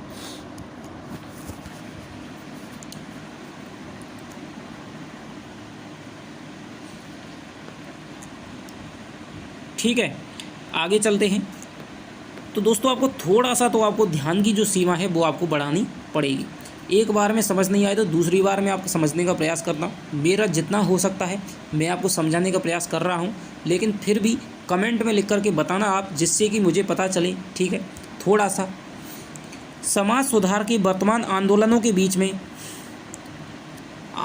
बीच में जिस प्रकार सच्ची अनुभूति से प्रेरित उच्चाशय और गंभीर पुरुष पाए जाते हैं, उसी प्रकार तुच्छ मनोवृत्तियों द्वारा प्रेरित साहसी और दयावान भी बहुत मिलते हैं। यानी क्या कह रहे हैं कि जैसे समाज सुधार की एक बहुत तगड़ी हवा चल रही है कि भाई हम समाज में बदलाव लाएंगे। आजकल आप देख रहे हैं यूट्यूब पर, ठीक है, बहुत सारे ऐसे यूट्यूबर हैं जो क्या है, आप टीचिंग को ही ले लीजिए, मैं तो यही कह रहा हूँ, टीचिंग को ले लीजिए कि भाई दावा कर रहे हैं कि भाई हम तो आपको बिल्ली मुफ्त दिखा रहे हैं, लेकिन उनके बीच में क्या फ़ायदा है। सबका दोस्तों, सबका मैं बता रहा हूँ, चाहे मैं ही क्यों नहीं हूँ, बिना मतलब के चाहे आप क्यों नहीं हो, बिना मतलब के कोई भी नहीं कर रहा है, निस्वार्थ नहीं कर रहा है। यदि मान लीजिए मैं कष्ट सह रहा हूँ, ठीक है, आपके लिए वीडियो बना रहा हूँ, फिर तो उसमें भी कुछ ना कुछ स्वार्थ है, ठीक है, चाहे मैं मानूँ या नहीं मानूँ। कोई भी निस्वार्थ किसी के लिए क्यों करेगा बताइए, विरले ही होते हैं ऐसे आज के समय में, ठीक है। सब दलीलें देते हैं हम तो आपके लिए मुफ्त। तो भाई किसी को चाहे वो लाइक का हो, चाहे वो सब्सक्राइबर का हो, चाहे वो पैसों का हो, ठीक है, कुछ ना कुछ शायद सम्मान का हो, किसी ना किसी की तो आवश्यकता होती है, किसी ना किसी का कुछ ना कुछ तो स्वार्थ होता है, ठीक है। और उसकी आवश्यकता क्या है, उसका स्वार्थ क्या है, वो आपके डिसाइड करेगा। मैंने कई छिछोरों और लंपटों को विधवाओं की दशा पर दया दिखाते हुए उनके पापाचार के लंबे चौड़े दास्तान हरदम सुनते सुनाते पाया है। यहाँ पर शुक्ल जी कहते हैं कि मैंने कई बार क्या है, बहुत ऐसे हैं जो विधवाओं पर दया करते हैं, ठीक है, कि विधवा विवाह करना चाहिए, ये है वो है, और फिर विधवाओं की जो दास्तान है वो आपके बहुत अच्छी तरह सुनाते हैं कि भाई वो तो ऐसी वो है तो कुलच्छनी है। ऐसे लोग वास्तव में काम कथा के रूप में ऐसे वृत्तांतों का तन्मयता के साथ कथन और श्रवण करते हैं। यानी कि ऐसे लोग हैं वो तन्मयता के साथ में किसी की बुराई को बताते हैं और सुनते भी हैं, तो ऐसे लोग हैं वो आपके उत्साह की श्रेणी में नहीं होते हैं। इस ढांचे के लोगों से सुधार के कार्य में कुछ सहायता पहुंचाने के स्थान पर बाधा पहुंचने की संभावना रहती है। सुधार के नाम पर साहित्य के क्षेत्र में भी ऐसे लोग गंदगी फैलाते जाते हैं। आजकल क्या चल रहा है कि साहित्य के नाम पर, नया करने के नाम पर आप कुछ भी कर लीजिए। यूट्यूब पर आप नया करने के नाम पर, जैसे कि आपकी प्रैंक वीडियो आपने देखी होंगी, ठीक है, तो नया करो भाई, लेकिन उसका परिणाम तो शुभ होना चाहिए। इससे आप समाज में क्या चल रहा है, फिल्में आ रही हैं, नया अश्लीलता आ रही है। बताइए, एक किसी समय पर रामायण बनी थी, महाभारत बनी थी, ठीक, किसी समय पर फिल्म भी होती थी जिन्हें आप घर के साथ में बैठ सकते। लेकिन आजकल नया करना है, नया लाना है, हमें तो नया लाना है, नया लाना है, चाहे उसका परिणाम है वो आज चाहे अशुभ ही हो, ठीक है, वेब सीरीज आ गई। तो इस प्रकार की यहाँ पर बात करें, उसे समाज को नए के नाम पर कुछ भी अच्छा तो होगा नहीं, बुरा ही होगा, ठीक है। हिंसा दिखाई जा रही है आजकल, देख लीजिए, हर छोटे छोटे बच्चे हैं वो आपके कट्टा लेकर के घूमते हैं, ठीक है, बंदूक लेकर के घूमते हैं। आजकल मरना मारना एक खेल हो गया है, ठीक है। पहले आदमी सोचता था, मारने से पहले किसी को सोचता था, लेकिन आजकल बच्चे हैं उत्साह में, कुछ नहीं, उन्हें पता भी नहीं चलता है कि हम कर क्या रहे हैं। और कर यूँ देते हैं क्योंकि आजकल फिल्मों पर, टीवी पर, इंटरनेट पर सब कुछ ऐसा ही दिखाया जा रहा है। अब कोई भी ऐसी फिल्म देख लीजिए, मार काट से कोई भी अलग नहीं होगी, भावनाओं पर कहीं भी प्रहार नहीं किया जा रहा है, केवल बंदूक ठाएँ ठाएँ की आवाज़ें सुनाई दे रही हैं। तो भाई जो देख रहे हैं वो तो ऐसा करेंगे ही ना, फिर बच्चों पे दोष क्यों डालते हैं। तो यही काम आजकल सारे समाज में हो रहा है, सबका अपना स्वार्थ है, ठीक है। अपनी टीआरपी बढ़ जाएगी, चैनलों को देख लीजिए, टीआरपी के चक्कर में सब कुछ अपना, चाहे कुछ भी हो, कभी भी अच्छी चीज़ें नहीं दिखाते हैं जिनसे टीआरपी बढ़ती है, उन्हीं चीज़ों को आपको दिन रात है उन्हीं चीज़ों को दिखाते रहते हैं। तो ये सारी चीज़ें हैं, इन्हीं के बारे में शुक्ल जी यहाँ पर कह रहे हैं। तो शुक्ल जी वैसे ही दोस्तों साहित्य के डॉन नहीं कहलाते हैं, ऐसी ऐसी बातें उन्होंने उस जमाने में लिख दी थी। उत्साह की गिनती अच्छे गुणों में होती है, ठीक है। किसी भाव के अच्छे या बुरे होने का निश्चय अधिकतर उसकी प्रवृत्ति के शुभ या अशुभ परिणाम के विचार से होता है, कि आपके अंदर का जो उत्साह है वो आपका बुरे के प्रति है या आपका अच्छे के प्रति है। बुरे के प्रति भी आपका उत्साह होता है। कई लोग हैं जो खून खराबा करते में इतने उत्साही होते हैं, उन्हें दिन रात यही चिंता है, 5-5 साल से योजना बनाते रहते हैं, ठीक है। तो बुरे काम के लिए चोर हैं, वो चोरी के दिन रात उनके अंदर उत्साह रहता है चोरी करने के लिए। तो उत्साह है वो आपका शुभ परिणाम भी लाता है और आपका बुरा परिणाम भी लाता है। तो जो अच्छा परिणाम लाएगा वो आज का अच्छा उत्साह होगा, और जो आपका बुरा परिणाम लाएगा वो आपका बुरा उत्साह होगा। वही उत्साह है जो कर्तव्य कर्मों के प्रति इतना सुंदर दिखाई देता है, अकर्तव्य कर्मों की ओर होने पर वैसा श्लाघ्य नहीं प्रतीत होता। यानी कि जो उत्साह अच्छे कर्म करने पर सुंदर होता है, वही बुरे कर्म करने पर उसका प्रभाव है वो बुरा प्रतीत होता है। आत्मरक्षा, पर रक्षा, देश रक्षा आदि के निमित्त जो साहस की जो उमंग देखी जाती है, उसके सौंदर्य को परपीड़न, डकैती आदि कर्मों का साहस कभी नहीं पहुंच सकता। अब यहाँ पर वही बात कह दी मैंने आपको बताई थी, यानी कि जो देश रक्षा में अपना न्यौछावर हो जाता है, जान दे देता है, जान ले लेता है। देखिए, एक सैनिक होता है जो शत्रु देश के सैनिक की यानी दुश्मन की है वो जान लेता है, तो उसमें दोस्तों उत्साह का जो भाव है, और इसमें आप किसी निर्दोष की जान लें तो उसमें जो उत्साह का भाव है उसमें दोस्तों अलग है। एक तो आपका अच्छा उत्साह है और एक आपका बुरा उत्साह है। यह बात होते हुए भी विशुद्ध उत्साह या साहस की प्रशंसा संसार में थोड़ी बहुत ही होती है। अत्याचारियों या डाकुओं के शौर्य और साहस की कथाएं भी लोग तारीफ करते हुए सुनते हैं। तो जैसे कि कृष्ण ने आपका वध किया था, ठीक है, राम ने वध किया था, तो वध जो होता है दोस्तों वो आपका प्रशंसनीय होता है। वध में और हत्या में यही अंतर होता है। वध और हत्या में दोनों को मारना होता है, लेकिन दोस्तों क्या होता है, वध में आप किसी के अत्याचारों से किसी को मुक्त करते हैं। जैसे कंस था, अत्याचारी था, उसका वध कर दिया कृष्ण ने, ठीक है, तो उन्होंने जनता को है वो मुक्त कर दिया उसके अत्याचारों से। राम ने रावण का कर दिया तो उन्होंने उसको अधर्म, ठीक है, अधर्म पर धर्म की विजय है। पांडवों ने कौरवों का वध कर दिया, ठीक है, अधर्म के साथ थे पितामह भीष्म, ठीक है, द्रोणाचार्य अच्छे लोग थे लेकिन फिर भी अधर्म के साथ थे तो उनका भी वध हुआ, ठीक है। तो उसमें जो साहस था वो एक अच्छा था। लेकिन यदि आप किसी की हत्या कर दें तो हत्या है दोस्तों वो आप निर्दोष की हत्या होती है, ठीक है, जिसका कोई लेना देना नहीं है अच्छे काम से, केवल हत्या है, किसी की भी हत्या हो जाती है आज। तो वहाँ पर जो उत्साह है वो आपका बुरा उत्साह है, गलत उत्साह है। तो आपको आशा कर रहा हूँ कि मैं जैसे उदाहरण आपको देते हुए चल रहा हूँ तो आपको अच्छी तरह से समझने का प्रयास में कर पा रहा हूँ। आगे चलते हैं। अब तक उत्साह का प्रधान रूप ही हमारे सामने रहा है, जिसमें साहस का पूरा योग रहता है, पर कर्म मात्र के संपादन में जो तत्परतापूर्ण आनंद देखा जाता है वह उत्साह ही कहा जाता है। सब कामों में साहस अपेक्षित नहीं होता, पर थोड़ा बहुत आराम विश्राम सुविधा आदि का त्याग सबको करना पड़ता है। यानी कि भाई सब कामों में अधिक साहस की जरूरत नहीं पड़ती है। भाई मौत के लिए आप कहीं जा रहे हैं, सेना में यदि आप जा रहे हैं तो वहाँ पर आपको बहुत ज़्यादा साहस की ज़रूरत पड़ेगी। लेकिन मान लीजिए अगर आपको सुबह नहाना है, सुबह आपको 5 बजे 6 बजे जगना है, यदि आपको आज 2 घंटे पढ़ना है तो उसमें कोई ज़्यादा उत्साह की साहस की ज़रूरत नहीं है। ऐसा नहीं होगा आपको ने बहुत तगड़ा कोई साहस कर दिया कि आज आप तो 4 घंटे पढ़ ली तो आपने बहुत बड़ा साहस का काम कर दिया। और कुछ नहीं तो उठकर बैठना, खड़ा होना, 10-5 कदम चलना ही पड़ता है, ठीक है। लेकिन फिर भी आप कोई साहस यदि कर रहे हैं तो थोड़ा बहुत तो आपको करना तो पड़ता है। यदि आप 5 बजे 6 बजे जगना चाहते हैं तो फिर आपको नींद तो आपको थोड़ा सा त्याग करना पड़ेगा, थोड़े से आलस्य का त्याग करना पड़ेगा। जब तक आनंद का लगाव किसी क्रिया व्यापार है उसकी भावना के साथ में नहीं दिखाई पड़ता है तब तक उसे उत्साह की संज्ञा प्राप्त नहीं होती है। मैंने आपको शुरू से ही बता दिया कि जब तक किसी काम में आनंद नहीं होगा, चाहे वो काम अच्छा हो चाहे बुरा हो, वो उत्साह नहीं होगा। तो ये आप याद रख लीजिए कि आनंद के बिना है वो उत्साह नहीं होगा। यदि किसी प्रिय मित्र के आने का समाचार पाकर हम चुपचाप ज्यों के त्यों आनंदित होकर बैठ जाएं और थोड़ा हंस भी दें तो ये हमारा उत्साह नहीं कहा जाएगा। आजकल क्या होता है कि आप किसी के यहाँ पर पहुँच जाइए, ठीक है, वो आपको दिखाएगा कि भाई आप आए हैं तो कितना आदर सत्कार करेगा थोड़ा बहुत, ठीक है, लेकिन भीतर ही भीतर आपको गालियाँ देगा, ठीक है। तो इसको हम उत्साह कह सकते हैं क्या? इसको उत्साह नहीं कह सकते हैं। पहले होता था, आजकल क्या है, आजकल फ़ोन पर ही आपकी यारी दोस्ती बढ़ती है, यारी दोस्ती फ़ोन पर ही ख़त्म हो जाती है। सारा जो उत्साह है वो फ़ोन पर ही दिखाया जाता है, फ़ोन पर ही यारी दोस्ती है तो वो अच्छा दोस्त है। लेकिन पहले के ज़माने में दोस्तों कोई आता था, ठीक है, फ़ोन पर यारी दोस्ती ना तो कभी बनती थी और ना ही टूटती थी। जो भी आता, आजकल तलाक हैं वो फ़ोन पर ही हो जाते हैं, फ़ोन पर ही शादियाँ बन रिश्ते बन जाते हैं। तो ये सोचिए, ये मैं आपको बता रहा हूँ, पहले के ज़माने में जो भी कोई आता था उसका पूरा आदर सत्कार है वो दिल से किया जाता था। जो उत्साह दिखाई दे, पहले की आप शादियाँ देखिए, बारातें आती थी 3-3 5-5 दिन तक किसी घर में रुकती थी, ठीक है, लड़की वाले घर में, और किस उत्साह से गांव के लोग हैं वो काम करते थे, सभी उसको अपना मेहमान मान करके चलते थे। तो वो जो उत्साह दिखाई देता था दोस्तों, वो सच्चा उत्साह था जिसमें आपके दिल यदि सच्चा है और यदि आप बाहर दिखावा कर रहे हैं, भीतर उसको गालियाँ दे रहे हैं, भीतर कह रहे हैं यार कैसे आ गया, ठीक है, आप किसी को कह रहे हैं खाना खाइए खाना खाइए, यदि वो खाना खा लेता है तो फिर उसको गालियाँ दे रहे हैं कि खाना देख लीजिए, एक बार कहने पर ही खाना खा लिया। तो ये जो बात है वो फिर उत्साह नहीं कहा जाएगा।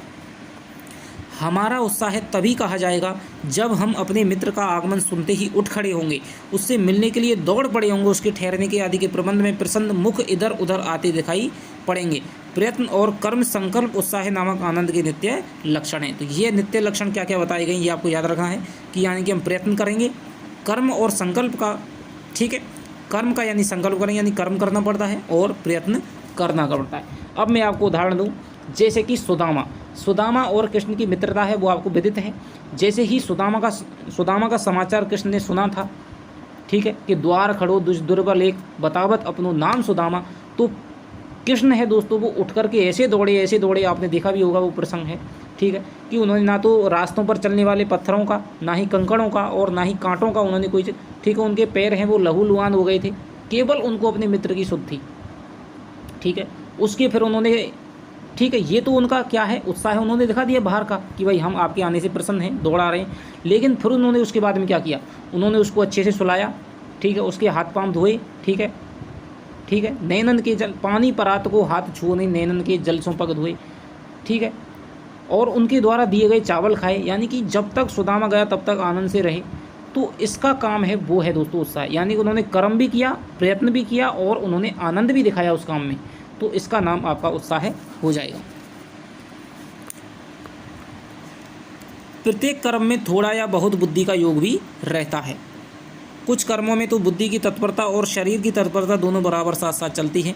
उमंग की उत्साह है, जिस प्रकार हाथ पैर चलवाती है उसी प्रकार बुद्धि से भी काम कराती है। तो ये आप याद रख लेना कि जो उत्साह होता है, यानी कि मान लीजिए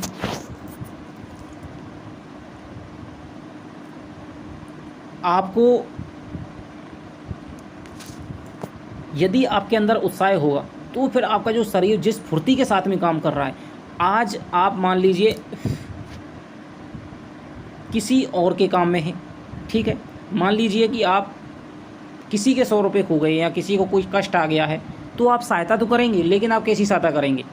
लेकिन यदि वही कष्ट आप पे आ गया है तो फिर आप कैसी सहायता करें, आप अपने लिए क्या करेंगे उसमें सोच लीजिए। जब अपने पर बीतती है तो आदमी कितनी बेचैनी के साथ में, कितने उत्साह के साथ में काम करता है, ठीक है, और दूसरे के साथ में यदि वही घटना हो जाती है, ठीक है, कोई यदि आपका काम आ गया, दूसरे घर में यदि पड़ोसी का काम आ गया, तो फिर आप करेंगे सही, लेकिन हाँ उसे बेमन से कर देंगे। लेकिन यदि आपके घर में वही खुशी का मौका हो, शादी हो, तो फिर जो आप काम करेंगे वो बड़े उत्साह से करेंगे। भाई अपना काम कोई भी विफल नहीं होना चाहिए। तो ये जो काम है, तो जिस प्रकार उत्साह शरीर में होता है, मन में होता है, तो वो शरीर से जिस प्रकार काम कराता है उसी प्रकार बुद्धि भी, उत्साह यदि आपके मन में होगा तो आपकी बुद्धि भी तेज चलती है। ठीक है, जब आपको लगातार जब आप पढ़ते हैं तो आपके अंदर उत्साह रहता है, तो आपका पढ़ने का और मन करता है, आप थकते ही नहीं है, सुबह से दिन रात तक पढ़ लीजिए। और जब उत्साह नहीं होता है तो आप 2 घंटे पढ़कर भी थक जाते हैं। ऐसे उत्साह वाले वीर को कर्मवीर कहना चाहिए। बुद्धिवीर, यह प्रश्न मुद्रा राक्षस नाटक में बहुत अच्छी तरह से हमारे सामने आता है। ठीक है, तो कर्मवीर और बुद्धिवीर का प्रश्न है वो किस नाटक में आता है? मुद्रा राक्षस। ठीक है, चाणक्य और राक्षस के बीच जो चोटें चली हैं वे नीति की हैं, शस्त्र की नहीं। यानी कि चाणक्य और जो राक्षस है उसके बीच में जो चोटें चली हैं वे नीति की हैं, शस्त्र नहीं चला, उनके अंदर का नीति चली है। अतः विचार करने की बात यह है कि उत्साह की अभिव्यक्ति बुद्धि व्यापार के अवसर पर होती है अथवा बुद्धि द्वारा निश्चित उद्योग में तत्पर होने की दशा में। यहाँ पर क्या कह रहे हैं? अतः विचार करने की बात यह है कि उत्साह की अभिव्यक्ति बुद्धि व्यापार के अवसर पर होती है या बुद्धि द्वारा निश्चित उद्योग में तत्पर होने की दिशा में। क्या कह रहे हैं कि भाई जो उत्साह की अभिव्यक्ति है वो, जैसे मान लीजिए मैंने आपको कोई व्याख्यान दिया, कोई भाषण दे रहा हूँ, ठीक है, कोई भी ऐसा वाद विवाद कर रहा हूँ, तो जो बुद्धि का व्यापार है, यदि मैं तर्क वितर्क कर रहा हूँ तो उन तर्कों में मेरी बुद्धि दिखाई दे रही है, या वो उत्साह है, या फिर मैं तर्क बुद्धि मेरी चल गई है उसके माध्यम से मैं पढ़ रहा हूँ कि वो उत्साह है। ठीक है, तो यहाँ पर ये कह रहे हैं कि मान लीजिए आपकी बुद्धि श्रेष्ठ काम का, आपके अंदर उत्साह है, ठीक है, आपकी बुद्धि भी श्रेष्ठ काम कर रही है और आप फिर कोई काम नहीं करें। ठीक है, यदि आपकी बुद्धि का काम करना ही उत्साह है या फिर आप जो काम कर रहे हैं वो सच्चा उत्साह है, ये बात कह रहे हैं। आपके मन में आ गई पढ़ाई करनी है मुझे, ठीक है, और आपकी बुद्धि भी बढ़िया है, मन भी एकदम आनंद में रहा है, तो ये उत्साह है। या फिर आप उस आनंद को कर्म में करते हैं, कर्म होना चाहिए। आप फिर आप पढ़ते हैं 10, आपने 12 घंटे पढ़ा, 14 घंटे पढ़ा, ये उत्साह है, बताइए। तो यहाँ पर शुक्ल जी यही बात कहना चाह रहे हैं, हमारे देखने में उद्योग की तत्परता में ही उत्साह की व्यक्ति होती है, तो कर्मवीर ही कहना ठीक है। तो यहाँ पर दोस्तों उत्साह के 3 पक्ष हो गए कि सबसे पहले तो आपका कष्ट सहना पड़ेगा, दूसरा उसमें आनंद होना चाहिए, और तीसरा उसमें कर्म होना चाहिए। यानी कि जो कर्म है, कर्म में जो उत्साह दिखाई है वही दोस्तों कर्म सौंदर्य के उपासक ही सच्चे उत्साही कहे जाते हैं। यानी कि आपने बुद्धि में, अपने शरीर में आपने उत्साह जगा लिया, आपकी बुद्धि भी अच्छी काम कर रही है, लेकिन आप फिर पढ़े नहीं, दिन भर आपने ये सोच कर अब तो मैं पढ़ूंगा कह करके निकाल दिया, तो फिर क्या ये उत्साह है? नहीं। शुक्ल जी की नज़र में उत्साह वही है यदि आप मन में उत्साह लाते हैं, मन में आनंद लाते हैं, और उस उत्साह के प्रेरित होकर के यदि आप कोई काम करते हैं, ठीक है, अपने लक्ष्य की तरफ आप निरंतर रूप से निर्देशित होते हैं, अग्रसर होते हैं, वही आपका उत्साह कहलाता है। हाँ, तो आगे आचार्य शुक्ल जी कहते हैं कि बुद्धिवीर दृष्टांत कभी कभी हमारे पुराने ढंग के शास्त्रार्थों में देखने को मिल जाते हैं। यानी जो बुद्धिवीर हैं, किसे हम बुद्धिवीर कहेंगे, उसका जो उदाहरण है, कभी कभी हमारे जब शास्त्रार्थ होते थे, ठीक है, 1-2 व्यक्ति बैठ जाते थे और उनमें शास्त्रों पर चर्चा होती थी, तर्क वितर्क होता था, एक दूसरे का काटन किया जाता था, तो उस शास्त्रार्थों में हम बुद्धिवीर के उदाहरण वो देखने को मिल जाते हैं। जिस समय किसी भारी शास्त्रार्थी पंडित से भिड़ने के लिए कोई विद्यार्थी आनंद के साथ सभा में आगे आता है, उस समय उसके बुद्धि साहस की प्रशंसा अवश्य होती है। मान लीजिए कि कोई बड़ा भारी ज्ञानी पंडित है और उसने सारी जनता को, सारे जनसमूह को शास्त्रार्थ करने के लिए चुनौती दे दी है, लेकिन कोई भी इस भय से आगे नहीं आता है कि भाई वो उससे शास्त्रार्थ करेगा तो वो हार जाएगा। लेकिन फिर एक 10-12 साल का बालक, मान लीजिए एक छोटा सा बालक है, वो निकल कर के सामने आता है, इतना साहस करता है कि पंडित के सामने शास्त्रार्थ कर सके, उसकी चुनौती को स्वीकार कर सके, तो फिर दोस्तों वो बालक चाहे हारे या फिर वो जीते, उसकी जो बुद्धि है और उसकी जो साहस है, उसकी जो प्रशंसा है वो की ही जाएगी कि भाई एक छोटे से बच्चे ने इतना बड़ा भारी साहस का काम है वो किया था। वह जीते या हारे बुद्धिवीर समझा ही जाता है। इस जमाने में वीरता का प्रसंग उठाकर वाघवीर का उल्लेख यदि ना हो तो बात अधूरी ही समझी जाएगी। ये वाघवीर आजकल बड़ी बड़ी सभाओं के मंचों पर से लेकर स्त्रियों के उठाए हुए पारिवारिक प्रपंचों तक में पाए जाते हैं, और काफ़ी तादाद में। क्या कह रहे हैं कि वाघवीर दोस्तों वो होता है जो वाणी का वीर होता है, ठीक है। वाणी का वीर कैसे? जिसे भाषण कौशल देने में जिसे भाषण का कौशल प्राप्त है, जिसे बोलने में कुशलता प्राप्त है, उसे ही शुक्ल जी ने यहाँ पर वाग्वीर कहा है। और ये वाग्वीर आजकल क्या है, मंचों पर विभिन्न प्रकार के भाषण देखते हुए मिलते हैं। नेता हैं, आपको पता है, अच्छे अच्छे भाषण दे जाते हैं, वादे कर जाते हैं, लेकिन अपने वादों पर, अपने भाषणों पर खुद ही अमल नहीं करते हैं। तो आपने बहुत सारे ऐसे लोग देखेंगे जो बहुत सारी उत्साह की बातें करते हैं, लेकिन खुद ही निराश हुए बैठे हैं। ठीक है, तो कहना कुछ और करना कुछ, यही दोस्तों यहाँ पर वाग्वीर के जीवन में है। वो सच्चा उत्साही नहीं कहला सकता, क्योंकि आजकल वाग्वीर हैं वो भी सच्चे नहीं हैं। और स्त्रियों को यदि मान लीजिए परिवार में कोई झगड़ा हो गया तो वहाँ पर भी अपनी वाणी की कुशलता है उसको दिखाते हैं। ठीक है, अनाप शनाप बोलते हैं। तो यहाँ पर ये व्यंग में यहाँ पर शुक्ल जी हैं वो कह रहे हैं। थोड़ा यह भी देखना चाहिए कि उत्साह में ध्यान किस पर रहता है। अब यहाँ पर ये बताना चाह रहे हैं कि जो मान लीजिए कि अब हमारे अंदर, हमें पता है कि हमारे अंदर उत्साह पैदा हो गया, तो अब हमें ये पता होना चाहिए कि उत्साह में हम ध्यान किस पर रखें। या तो हम जो कर्म कर रहे हैं उस पर रखें, या किसी व्यक्ति के माध्यम से उत्साह पैदा हुआ है उस पर रखें, या फिर हमारे फल या परिणाम क्या प्राप्त होगा, हमारी हार होगी या जीत होगी, उस पर हम ध्यान रखें। कर्म पर, उसके फल पर, अथवा व्यक्ति या वस्तु पर। हमारे विचार में उत्साही वीर का ध्यान आदि से अंत तक पूरी कर्म श्रृंखला पर से होता हुआ उसकी सफलता रूपी समाप्ति तक फैला रहता है। तो यहाँ पर शुक्ल जी क्या कह रहे हैं, ध्यान दे करके समझिएगा। शुक्ल जी कह रहे हैं कि जो उत्साही वीर होता है, जो सच्चा उत्साही होता है, उसका जो ध्यान है वो सबसे पहले तो अपने कर्म पर रहेगा। ठीक है, उसे कर्म करना पड़ेगा, क्योंकि जो कर्म नहीं करेगा तो वो तो उत्साही होगा ही नहीं। ठीक है, यदि आप कर्म करते हैं, कष्ट सहते हुए कर्म करते हो, आनंद से कर्म करते हैं, तब आप तो उत्साही कहलाएंगे। तो फिर आपको उत्साह में आपको ध्यान किस पे रखना होगा, उत्साह में आपको ध्यान रखना होगा सबसे पहले अपने कर्म पर। मान लीजिए कि आज आप फर्स्ट ग्रेड की तैयारी करना शुरू कर देते हैं और 4 महीने बाद में आपका पेपर है। ठीक है, तो आज आप कर्म करेंगे आज से लेकर के, तो कर्म पर ही आपका मुख्य फोकस रहेगा। और तब तक, कब तक, जब तक कि एग्ज़ाम, परीक्षा नहीं हो जाती है, तब तक आपका जो उत्साह है वो बरकरार होना चाहिए, और तब तक आपका ध्यान है वो आपके कर्म पर रहना चाहिए। यानी कि आज से लेकर के और जब तक आपके कर्म की, यानी जबकि आपके जो लक्ष्य है आपकी समाप्ति है, तब तक आपका जो ध्यान है वो आपकी कर्म श्रृंखला पर रहना चाहिए। उसकी सफलता रूप, यानी कर्म की सफलता होनी चाहिए, ना कि आप ये सोचते रहें कि भाई मैं सफल होऊंगा या हारूंगा या जीतूंगा, मेरा सफल होऊंगा या फिर मैं असफल होऊंगा। यदि आप इस पर सोचते रह गए और आपने कर्म नहीं किया तो फिर आप सच्चे उत्साही नहीं कहलाएंगे। इसी ध्यान से जो तरंगें, आनंद की तरंगें उठती हैं, वे ही सारे प्रयत्न को आनंदमय कर देती हैं। युद्धवीर में विजेतव्य को आलम्बन कहा गया है। ठीक है, युद्धवीर में क्या है, जो विजय होती है उसको आलम्बन कहा जाता है, लेकिन वास्तव में वो आलम्बन नहीं होती, क्योंकि वो गौड़ आलम्बन है। युद्धवीर होता है उसका ध्यान दोस्तों केवल युद्ध लड़ने पर ही होता है, उसे हार या जीत की चिंता नहीं होती है।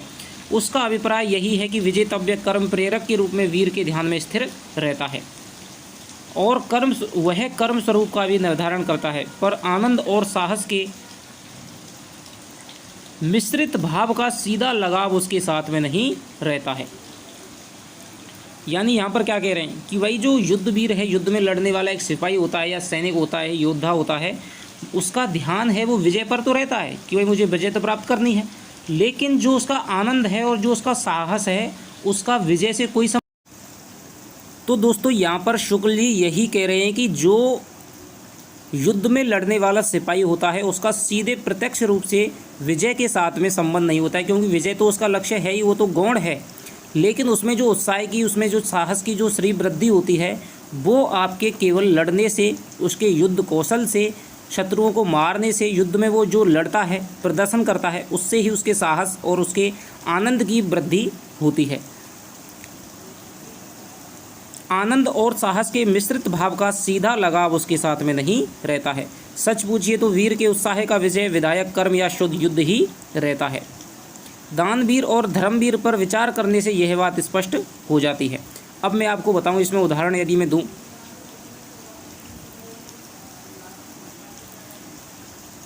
कि जो योद्धा होता है, मान लीजिए कि अभिमन्यु का यदि मैं उदाहरण दूं आपको, तो अभिमन्यु को ये पता था कि भाई मुझे चक्रव्यूह वेदना आता है, लेकिन इससे निकलना की कला है वो मैं नहीं जानता हूँ। फिर भी उसने प्रवेश किया, ये उसका साहस हो गया, अंत तक डटा रहा, ये उसकी धीरता हो गई, और आनंद के साथ में उसने ये नहीं सोचा कि मैं हारूंगा या मैं जीतूंगा। ठीक है, उसका जो ध्यान था वो अपनी हार या जीत पे नहीं था, उसका ध्यान था केवल अपने लड़ने पर, केवल अपने युद्ध पर, और जब तक उसकी सांस चली थी तब तक वो लड़ता रहा था। तो ये दोस्तों उमंग के साथ में लड़ता रहा था, जोश के साथ में लड़ता रहा था। तो यहाँ पर इसी प्रकार जो युद्धवीर होता है, जो उत्साही होता है, उसका जो ध्यान है वो प्रत्यक्ष रूप से अपने कर्म पर ही केंद्रित होना चाहिए। यदि उसने कर्म पे ध्यान केंद्रित नहीं रहा, उसने परिणाम पे ध्यान केंद्रित किया, तो फिर दोस्तों उसके सफलता में उतनी थोड़ी सी संदेह उत्पन्न होने लग जाता है। इसी प्रकार गीता में कहा गया है, कर्मण्यवादी कारस्ते मां फलेषु कदाचन, यानी कि आप कर्म करो, फल की इच्छा मत करो। ये बात नहीं है कि उन्होंने लक्ष्य कि भाई आप कोई अनाप शनाप कर्म करो, फल देखो ही मत, क्या है लक्ष्य। मान लीजिएगा अनाप शनाप किताबों को पढ़ते जा रहे हैं और ध्यान ही नहीं है हम किसका पेपर देने वाले हैं, ये बात नहीं कही है। उन्होंने कहा है कि एक बार अनुभवों से अपने से सीख लो, एक बार अपना लक्ष्य डिसाइड करो कि भाई हाँ मुझे इसकी तैयारी करनी है, और फिर सोचो मत कि भाई मेरा सिलेक्शन होगा या नहीं होगा। निराश हो जाते हैं, तैयारी छोड़ देते हैं बीच बीच में 10-10 दिन तक। तो ये बात है वो कही गई है कि आप कर्म को करते रहिए, कर्म पर अपना ध्यान है वो रखिए, ठीक है। तो यहाँ पर वही गीता भाव है, यहाँ पर शुक्ल जी की पंक्तियों में दिखाई दे रहा है। कर्म पर यदि आप ध्यान रखेंगे तो फल तो आज नहीं तो कल तो मिल ही जाएगा, निश्चित है, ठीक है। मान लीजिए आप किसी पेड़ पर आम लटक रहा है और आप केवल ध्यान दे रहे हैं, ठीक है, तो आपको आपके अंदर उत्साह है भाई मुझे आम खाना है, आम खाना है, लेकिन आप कर्म नहीं कर रहे हैं, केवल आप ध्यान दे रहे हैं फल पर ही, फल पर, तो फल टूट कर नहीं आएगा। आपको थोड़ा सा पेड़ पर चढ़ना होगा, तोड़ना पड़ेगा, या फिर कंकड़ पत्थर मारने पड़ेंगे, तब आपको आम की प्राप्ति है वो होगी। तो एक बार में नहीं है, लेकिन 10 बार में निश्चित किसी ना किसी बार में तो आपकी होगी। तो आपको अपने लक्ष्य पर ही ध्यान केंद्रित करना होगा, जो आपका कर्म है, ठीक है। दान दयावश, श्रद्धावश या कीर्ति लोभवश दिया जाता है। यदि श्रद्धावश ध्यान दिया जा रहा है तो दान पात्र वास्तव में श्रद्धा का, और यदि दयावश दिया जा रहा है तो पीड़ित पात्र है। यथार्थ में दया का विषय आलम्बन ठहरता है। अतः उस श्रद्धा या दया की प्रेरणा से जिस कठिन या दुस्साध्य कर्म की प्रवृत्ति होती है, उसी की ओर उत्साही का साहसपूर्ण आनंद उन्मुख कहा जाता है। जान लीजिए, यानी आप किसी को भी दान दे रहे हैं, मंदिर में आपने दान दिया, आपने किसी पीड़ित यानी किसी भिखारी को, भिक्षुक को आपने दान दिया, तो वो भिक्षुक तो आलम्बन हो ही गया, ठीक है। उसकी वजह से आपके अंदर है वो थोड़ा सा दान की भावना जगी थी या फिर दया की भावना जगी थी। लेकिन आपको उस दान देने में यदि मज़ा आ रहा है, आनंद आ रहा है, तो फिर आप उत्साह है, ठीक है, उस देने में आपका ध्यान है वो होना चाहिए। अतः और रसों में आलम्बन का स्वरूप जैसा निर्दिष्ट रहता है यानी दिखाई देता है, वैसा वीर रस में नहीं है। बात यह है कि उत्साह एक यौगिक भाव है जिसमें साहस और आनंद का मेल रहता है। तो शुक्ल जी शुरू से यही बात कह रहे हैं कि उत्साह है वो आपके साहस होना चाहिए और उसमें आनंद होना चाहिए, कर्म होना चाहिए, ठीक है, और कष्ट होने चाहिए। इन सभी का मिश्रित भाव आपके उत्साह कहलाता है। यदि इनमें से मान लीजिए आप उत्साह तो है, साहस भी है, कर्म आप कर नहीं रहे हैं। मान लीजिए आप आज पढ़ने के लिए बैठ जाएं, सोच लें आपके अंदर उत्साह, मुझे तो आज डेट आ गई परीक्षा की, मुझे तैयारी करनी है, लेकिन फिर आप पढ़ ही नहीं रहे हैं और सोचे जा रहे हैं, मोटिवेट हुए जा रहे हैं, ये है वो है, दूसरों को सिखाते जा रहे हैं, तो फिर ये आपका उत्साह नहीं कहलाएगा। जब आप कर्म करेंगे, कर्म करते हुए जब आप पीड़ा भोगेंगे, कठिन से कठिन कर्म करेंगे और आनंद के साथ में करेंगे, तब आप सच्चे उत्साही कहलाएंगे। जिस व्यक्ति या वस्तु पर प्रभाव डालने के लिए वीरता दिखाई जाती है, उसकी ओर उन्मुख कर्म होता है, ठीक है। जिस व्यक्ति या वस्तु पर प्रभाव डालने के लिए वीरता दिखाई जाती है, उसकी ओर उन्मुख कर्म होता है। कर्म की ओर उन्मुख उत्साह नामक भाव होता है। बहुत ही गहरी बात है, ठीक है। क्या कह रहे हैं कि मान लीजिए किसी व्यक्ति की वजह से आपके अंदर उत्साह हो गया, मान लीजिए सेकंड ग्रेड, फर्स्ट ग्रेड की कोई भी भर्ती आ गई और उसने आपके अंदर उत्साह पैदा कर दिया था। अब तक आप निश्चेष्ट पड़े हुए थे, आपके अंदर का कोई भी पढ़ने की वो नहीं थी, लेकिन जैसे ही भर्ती आई तो सारे के सारे हैं वो आप तैयार हो जाते हैं, आपके अंदर उत्साह आ गया। तो जो आपका कर्म है, आप जो दिन रोज कर्म कर रहे हैं, वो आप उसकी ओर करेंगे, लक्ष्य की ओर। क्यों कर रहे हैं? सेकंड ग्रेड के लिए, फर्स्ट ग्रेड के लिए। कर्म की ओर उन्मुख आपका उत्साही भाव होगा, लेकिन आपका जो उत्साह है वो आपके फर्स्ट ग्रेड की तरफ नहीं है। वो एक बार तो हुआ था, लेकिन उसके बाद में आपका वो कर्म केंद्रित हो जाएगा, कर्म की ओर ही उन्मुख हो जाएगा। आप उत्साह होते हैं, आज आपने सुबह से जगे और आपने उत्साह में आकर के आज दिन भर पढ़ाई की, फिर आप सो गए, फिर आप सो जाएंगे, फिर आपने कर्म किया। तो ऐसे यदि आप होगा तो वो जो उत्साह है वो आपका कर्म की ओर उन्मुख हो जाएगा। अब मैं आप यदि इसमें उदाहरण दूँ आपके लिए, अर्जुन का, ठीक है, राम का उदाहरण दूं तो मान लीजिए द्रौपदी स्वयंवर हुआ था, राम का सीता स्वयंवर हुआ था, तो सीता है और जो द्रौपदी है वो तो आलम्बन हो गई क्योंकि उनकी वजह से उत्साह हुआ था, क्यों, तो उत्साह भाव है, ठीक है, उनकी वजह से उत्साह भाव जागृत हुआ था। और जब अर्जुन ने धनुष बाण उठा लिया और मछली की आंख में लगाने के लिए उसने तैयार हो गया, तो फिर उसका जो उत्साह था वो केवल कर्म की ओर ही जागृत हो गया था। फिर वो ये नहीं सोच रहा था द्रौपदी है, मैं द्रौपदी को जीतने के लिए कर रहा हूँ, क्या कर रहा हूँ। उसका जो पूरा का पूरा जो ध्यान है, उसका जो पूरा का पूरा जो धारा है, ध्यान की धारा है, वो सारी की सारी मछली की तरफ ही, मछली की आँख की तरफ ही प्रवाहित हो गई थी। तो उसका जो उत्साह था वो उसका कर्म के प्रति, यानी कि मछली, यानी जो वेदने की जो कला है, वेदना था, उसके प्रति ही उसका केंद्रित हो गया था। इसी प्रकार राम का है, धनुष तोड़ने पर ही उसका केंद्रित हो गया। तो जो कर्म था वो किसके लिए था, द्रौपदी के लिए था, और जो उत्साह था वो किसके लिए था, वो कर्म के लिए था, ठीक है। उसी उत्साह के कारण अर्जुन मछली की आंख को भेद पाया और राम है वो धनुष को तोड़ पाए। सारांश यह है कि किसी व्यक्ति या वस्तु के साथ उत्साह का सीधा लगाव नहीं होता है। बात ये आ रही है कि उत्साह का सीधा लगाव कभी भी किसी व्यक्ति से, वस्तु से नहीं हो रहा है, चाहे उससे ही आपकी उत्साह की उत्पत्ति हो, लेकिन उत्साह का जो आपका लगाव है वो आपका सीधा का सीधा कर्म से होता है। समुद्र लांघने के लिए जिस उत्साह के साथ हनुमान उठे थे उसका कारण समुद्र नहीं, समुद्र लांघने का विकट कर्म है। कर्म भावना ही उत्साह उत्पन्न करती है, व्यक्ति या वस्तु या व्यक्ति की भावना नहीं। मान लीजिए कि समुद्र छोटा सा होता, ठीक है, नदी होती, तो फिर हनुमान जी की जरूरत पड़ती नहीं, हनुमान जी में उत्साह भाव उत्पन्न होता ही नहीं, क्योंकि उसको तो हर कोई पार कर लेता, ठीक है। हनुमान जी की जरूरत क्यों पड़ी, क्योंकि समुद्र को लांघना एक सबसे बड़ा कर्म था, उसको करने के लिए हर कोई तैयार नहीं था, और इसी विकटता को देख करके हनुमान जी आए कि भाई हाँ भाई मैं पार करूँगा। तो यही है, तो समुद्र तो एक गौण हो गया, ठीक है। तो हनुमान जी के जो उत्साह का भाव था वो उसके कर्म के प्रति, जो विकट कर्म था कि इतने बड़े समुद्र को 100 योजन के 400 योजन के समुद्र को पार करना है, ठीक है, तो ये आपका विकट कर्म था, उसके प्रति उनका उत्साह है वो था। किसी कर्म के संबंध में जहाँ आनंदपूर्ण तत्परता दिखाई पड़े हम उसे उत्साह कह देते हैं। कर्म के अनुष्ठान में जो आनंद प्राप्त होता है उसका विधान 3 रूपों में दिखाई देता है। तो यहाँ पर दोस्तों एक वेरी इंपॉर्टेंट क्वेश्चन बन गया है कि कर्म के अनुष्ठान में उसका विधान कितने रूपों में दिखाई देता है, तो 3 रूपों में दिखाई देता है। कर्म भावना से उत्पन्न, यानी कि आप जो कर्म कर रहे हैं उसमें आपका आनंद होना चाहिए, सीधी सी बात है, और कष्ट सहते हुए आपका आनंद हो, यदि उसमें कष्ट भी मिल रहे हैं उस कर्म को करने में, तो फिर आपका उत्साह है, जितना ज़्यादा कष्ट होगा, जितना ज़्यादा आनंद होगा, उसी प्रकार का आपका उतना बड़ा उत्साह दिखाई देगा। नंबर 1 है आपका कर्म भावना से उत्पन्न, फल भावना से उत्पन्न और आगंतुक अथवा विषयांतर भावना से प्राप्त। तो यहाँ पर आनंद है, आनंद को कितने भागों में उसका विधान किया गया है, 3 रूपों में। कि एक तो आप कर्म करे जा रहे हैं, उस कर्म को करने से, मान लीजिए आप 10 घंटे पढ़ रहे हैं, रोज़ 10 घंटे पढ़ रहे हैं, 12 घंटे पढ़ रहे हैं, तो आपको ये शांति मिलती है कि हाँ भाई मैं 10 घंटे पढ़ रहा हूँ, कोई दिक्कत नहीं, ठीक है। फल भावना से उत्पन्न, और एक ये है, मान लीजिए कि आपको फल की प्राप्ति लग रही है कि भाई मुझे तो फल की प्राप्ति निश्चित रूप से हो जाएगी, आपके फल की वजह से आप है कर्म करे जा रहे हैं। एक छोटा बच्चा होता है, सुनिए, एक छोटा बच्चा होता है, उससे कोई काम करने के लिए कहते हैं तो उससे कहते हैं कि भाई आज तू ये काम कर दे, मैं तो उसको 5 रुपये दे दूंगा, ठीक है, हम करते थे ना अपने समय में। तो ये है वो फल भावना से उत्पन्न है।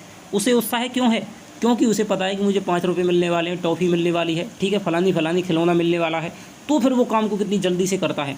तो ये हो गया आपके फल भावना से उत्पन्न। आगंतुक अथवा विषयांतर से उत्पन्न, यानी कि कोई भी जो विषय भावना जिसको देख करके आपने, मान लीजिए कि आज प्रेम का है, ठीक है, मैं यहाँ पर ये उदाहरण दूंगा प्रेम का। मान लीजिए आपको घर वाले कहते हैं कि भाई वहाँ चले जाओ, वहाँ से ये ले आना, नहीं करेंगे आप, ठीक है। मान लीजिए कि आपकी कोई प्रेम का क्रिया, कोई ऐसा प्रिय दोस्त है वो आपका कह देता है, तो आप तुरंत बिना सोचे विचारे आप कर्म करते हैं और आपको उसमें आनंद भी मिलता है, ठीक है। ना तो वो प्रेम का आपको कोई फल दे रही है, ठीक है, जो प्रिय होता है, ठीक है, ये बात मान के चलिए, तो वो आपके विषयांतर से या आगंतुक से उत्पन्न आपका आनंद है। तो आनंद के यहाँ पर आपके 3 भेद बताए गए हैं। एक तो जो कर्म करने से आनंद मिलता है, उसमें फल पे या कोई किसी और व्यक्ति पे ध्यान नहीं दिया जाता है। एक जो फल भावना से आनंद मिलता है, और एक जो आपके विषय या व्यक्ति से आनंद मिलता है। इसमें कर्म भावना प्रसूत आनंद को ही सच्चे वीरों का आनंद समझना चाहिए। तो यहाँ पर शुक्ल ने सबसे महत्वपूर्ण किसको माना है, जो कि कर्म करने से जो आनंद प्राप्त होता है वही। इसीलिए उन्होंने कहा है कि कर्म सौंदर्य के उपासक ही सच्चे उत्साही कहलाते हैं, जिसमें साहस का योग प्राय बहुत अधिक रहा करता है। मान लीजिए बच्चा है, उसमें कोई साहस नहीं है, वो तो केवल कर्म है कि भाई मुझे 5 रुपये मिलेंगे, मुझे टॉफ़ी मिलेगी, इसलिए वो कर रहा है। लेकिन जो कर्ममान है, जो हाँ बिना किसी फल की इच्छा के कर्म करता है, तो उसमें साहस की ज़्यादा मात्रा है। सच्चा वीर जिस समय मैदान में उतरता है उसी समय उसमें उतना आनंद भरा होता है जितना औरों को विजय या सफलता प्राप्त करने पर होता है। ये बात कहते हैं कि मान लीजिए कोई यदि सच्चा वीर होगा ना, तो वो तो मैदान में उतरते ही उसके अंदर उत्साह की उमंग है, वो दौड़ जाएगी। उसे फिर हार की या जीत की चिंता नहीं रहती है, वो तो फिर मैदान में डट करके युद्ध लड़ता है। उसके सामने कर्म और फल के बीच या तो कोई अंतर ही नहीं होता या बहुत सिमटा हुआ होता है। वो फिर फल की चिंता नहीं करता है, वो तो ये है कि यदि मैं कर्म कर जाऊँगा यही मेरा फल हो जाएगा। अभिमन्यु है, अभिमन्यु को पता नहीं था कि चक्रव्यूह में कैसे जाना है, कैसे निकलना है, लेकिन फिर भी वो गया, उसके अंदर साहस उसने किया था, ठीक है। और अपने कर्म यानी कि जब तक उसने जिया, जब तक उसने युद्ध को लड़ता रहा, उसने ये नहीं देखा मैं हारूंगा, जीतूंगा या मारा जाऊंगा, फिर भी वो लड़ता रहा था। तो ये अपने कर्म के प्रति ही उसने अंत तक है वो ध्यान दिया था, उसे ही सच्चा वीर। इसीलिए तो आज अभिमन्यु को गिना जाता है सच्चे वीरों में, अमर अभिमन्यु कहा जाता है, ठीक है, वीरों में उसकी गणना होती है। इसी से कर्म की ओर वह उसी झोंक से लपकता है जिस झोंक से साधारण लोग फल की ओर लपका करते हैं। यानी कि जो सच्चा उत्साही होगा ना, तो वो तो सबसे पहले उसके सामने एक फल रख दो और एक कहो कि भाई आपको, एक तो आपको फल रख दो, ठीक है, और एक आप कहो कि भाई पेड़ पर से तोड़ करके लाना है, तो जो सच्चा उत्साही होगा वो चुनेगा भाई मैं पेड़ पर के चढ़ करके अपने हाथ से तोड़ करके खाऊं। यानी कि वो कर्म को प्रधानता देता है, ना कि फल को। इसी कर्म प्रवर्तक आनंद की मात्रा के हिसाब से शौर्य और साहस का स्फुरण होता है। यानी कि आपको कर्म करने में जितना आनंद मिलेगा उतना ही आप साहस का काम है वो कर पाएंगे।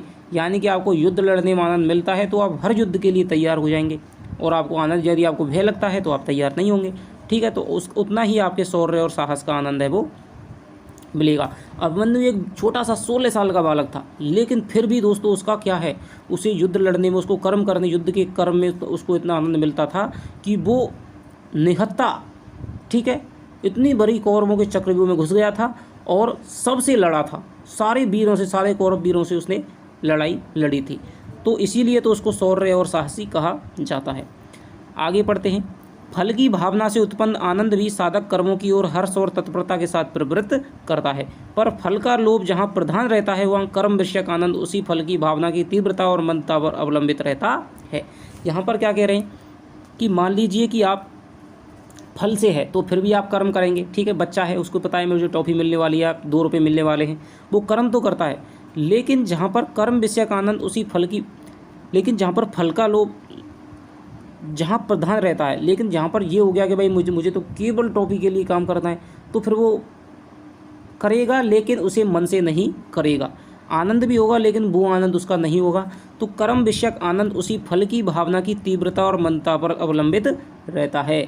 मान लीजिए कि उसे लगा 2 रुपये हैं, जहाँ पर आपका कर्म प्रधान हो गया, ठीक है, फल प्रधान हो गया, तो वहाँ पर क्या है, बच्चे के लिए 2 रुपये देंगे तो वो आराम से काम करेगा। यदि उसको कहेंगे कि भाई आपको बड़ा खिलौना 10 रुपये देंगे, ठीक है, तो वो फिर शीघ्रता से काम करेगा। तो ये क्या है, ये है आपके फल की प्रधानता, ठीक है। यदि कर्म की प्रधानता होती तो फिर उसे फल से कोई मतलब ही नहीं है, वो तो एक उसी उत्साह से जिस समय उसने शुरू किया था अंत तक उसे उसी उत्साह से उसने काम करेगा। मान लीजिए आपने तैयारी शुरू कर दी है, ठीक है, यदि आपको अच्छे परिणाम मिल रहे हैं, आपने IAS की शुरुआत की थी, ठीक है, लेकिन आपने बीच में आपने PCS का एग्ज़ाम दे लिया, ठीक है, और आपका PCS में सिलेक्शन हो गया, तो फिर सोचिए आपका जो आपका उत्साह है, जो आपकी कर्म की जो प्रवृत्ति है वो कितनी ज़्यादा हो जाएगी, वो और ज़्यादा हो जाएगी, ठीक है। आपको एक शक्ति मिल गई नहीं। लेकिन मान लीजिए आप IAS की तैयारी कर रहे हैं, आपने PCS है, आप छोटी सी एक तैयारी है, मान लीजिए बैंक की कोई है नौकरी है, उसमें भी आप फेल हो गए, तो फिर क्या है, आपको लगेगा यार मुझे तो वो मिलने वाली नहीं है, तो फिर आप कर्म है करना वो धीमा कर देंगे, आपके अंदर का जो उत्साह है वो कम हो जाएगा। तो यहाँ पर यही है। लेकिन यदि आप ये नहीं सोचते हैं कि भाई मुझे तो कोई लगे मत लगे, मुझे तो अपना कर्म है वो 2 साल तक लगातार करते जाना है, तो फिर आपको PCS में असफलता मिले। अब कई ऐसे साथी हैं जिन्होंने फर्स्ट ग्रेड की उठाई थी या सेकंड ग्रेड की जो कर रहे हैं, हमारे चैनल से लगातार जो जुड़े हुए हैं ज़्यादातर सेकंड ग्रेड वाले हैं, तो कई ऐसे भी होंगे, मैं कह रहा हूँ कि मान लीजिए किसी कारणवश उनके रीट में पात्रता परीक्षा में मान लीजिए 90 नंबर नहीं आ रहे होंगे, तो उसके अंतर्गत है वो उत्साह कम हो गया होगा, क्योंकि उनको लगा था भाई, उनका ध्यान है किस पर था, फल पर था कि भाई मुझे रीट की पात्रता मिल जाएगी, इसको पास कर लूँगा, फिर सेकंड ग्रेड की भी। तो फल पर यदि आपका ध्यान होगा तो फिर आप ज़रूर निराश होंगे।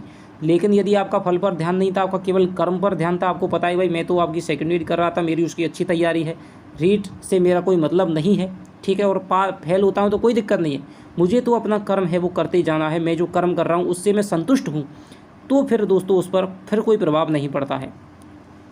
उद्योग के प्रभाव के बीच जब जब फल की भावना मंद पड़ती है, उसकी आशा कुछ धुंधली पड़ जाती है। जब जब आप पढ़ाई करते हैं, जब जब आप पढ़ाई करते हैं, आपको लगता है, जब जब आपको लगता है कि भाई मेरा तो सिलेक्शन हो जाएगा, तब तब आप उसकी तैयारी है अच्छी करते हैं। और जब आपको लगता है कि भाई मेरा सिलेक्शन नहीं होगा, मान लीजिए कोई प्रोग्राम आ गया, बीच में कोई डिस्टर्ब आ गया, अब मेरा सिलेक्शन मुश्किल है, परीक्षा नज़दीक आ गई, तो फिर आप एकदम निराशा में चले जाते हैं, तो उसकी आशा है कुछ धुंधली पड़ जाती है। तब तब आनंद की उमंग भी गिर जाती है, और उसी के साथ उद्योग में भी शिथिलता आ जाती है, यानी आप कर्म भी करने कम लग जाते हैं, कर्म में भी आपकी शिथिलता आ जाती है।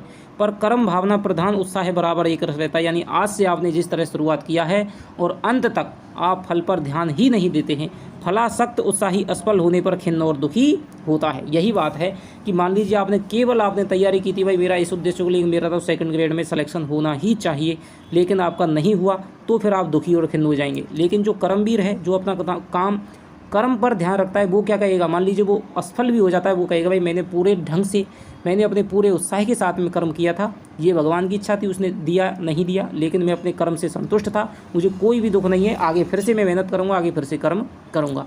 पर कर्मासक्त उत्साही केवल कर्मानुष्ठान के पूर्व की अवस्था में, कर्मासक्त जो उत्साही है केवल कर्मानुष्ठान के पूर्व की अवस्था में हो जाता है। अतः हम कह सकते हैं कि कर्म भावना प्रधान ही उत्साह ही सच्चा उत्साह है। आपसे यदि क्वेश्चन पूछा जाए कि आचार्य शुक्ल ने किसको श्रेष्ठ उत्साह, सच्चा उत्साह कहा है, कर्म भावना फल प्रधान या विषयांतर भावना प्रधान, तो आपको याद रखना है कर्म भावना प्रधान को ही उन्होंने सच्चा उत्साह की संज्ञा दी है।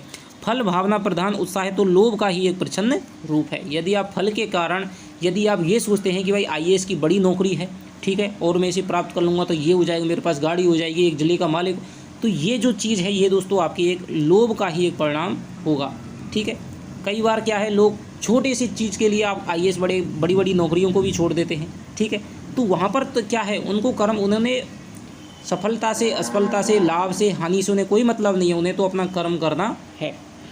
उत्साह वास्तव में कर्म और फल की मिली जुली अनुभूति है, जिसकी प्रेरणा से तत्परता आती है। यदि फल दूर ही पर दिखाई पड़े, उसकी भावना के साथ उसका लेश मात्र भी कर्म या प्रयत्न के साथ लगाव न मालूम हो,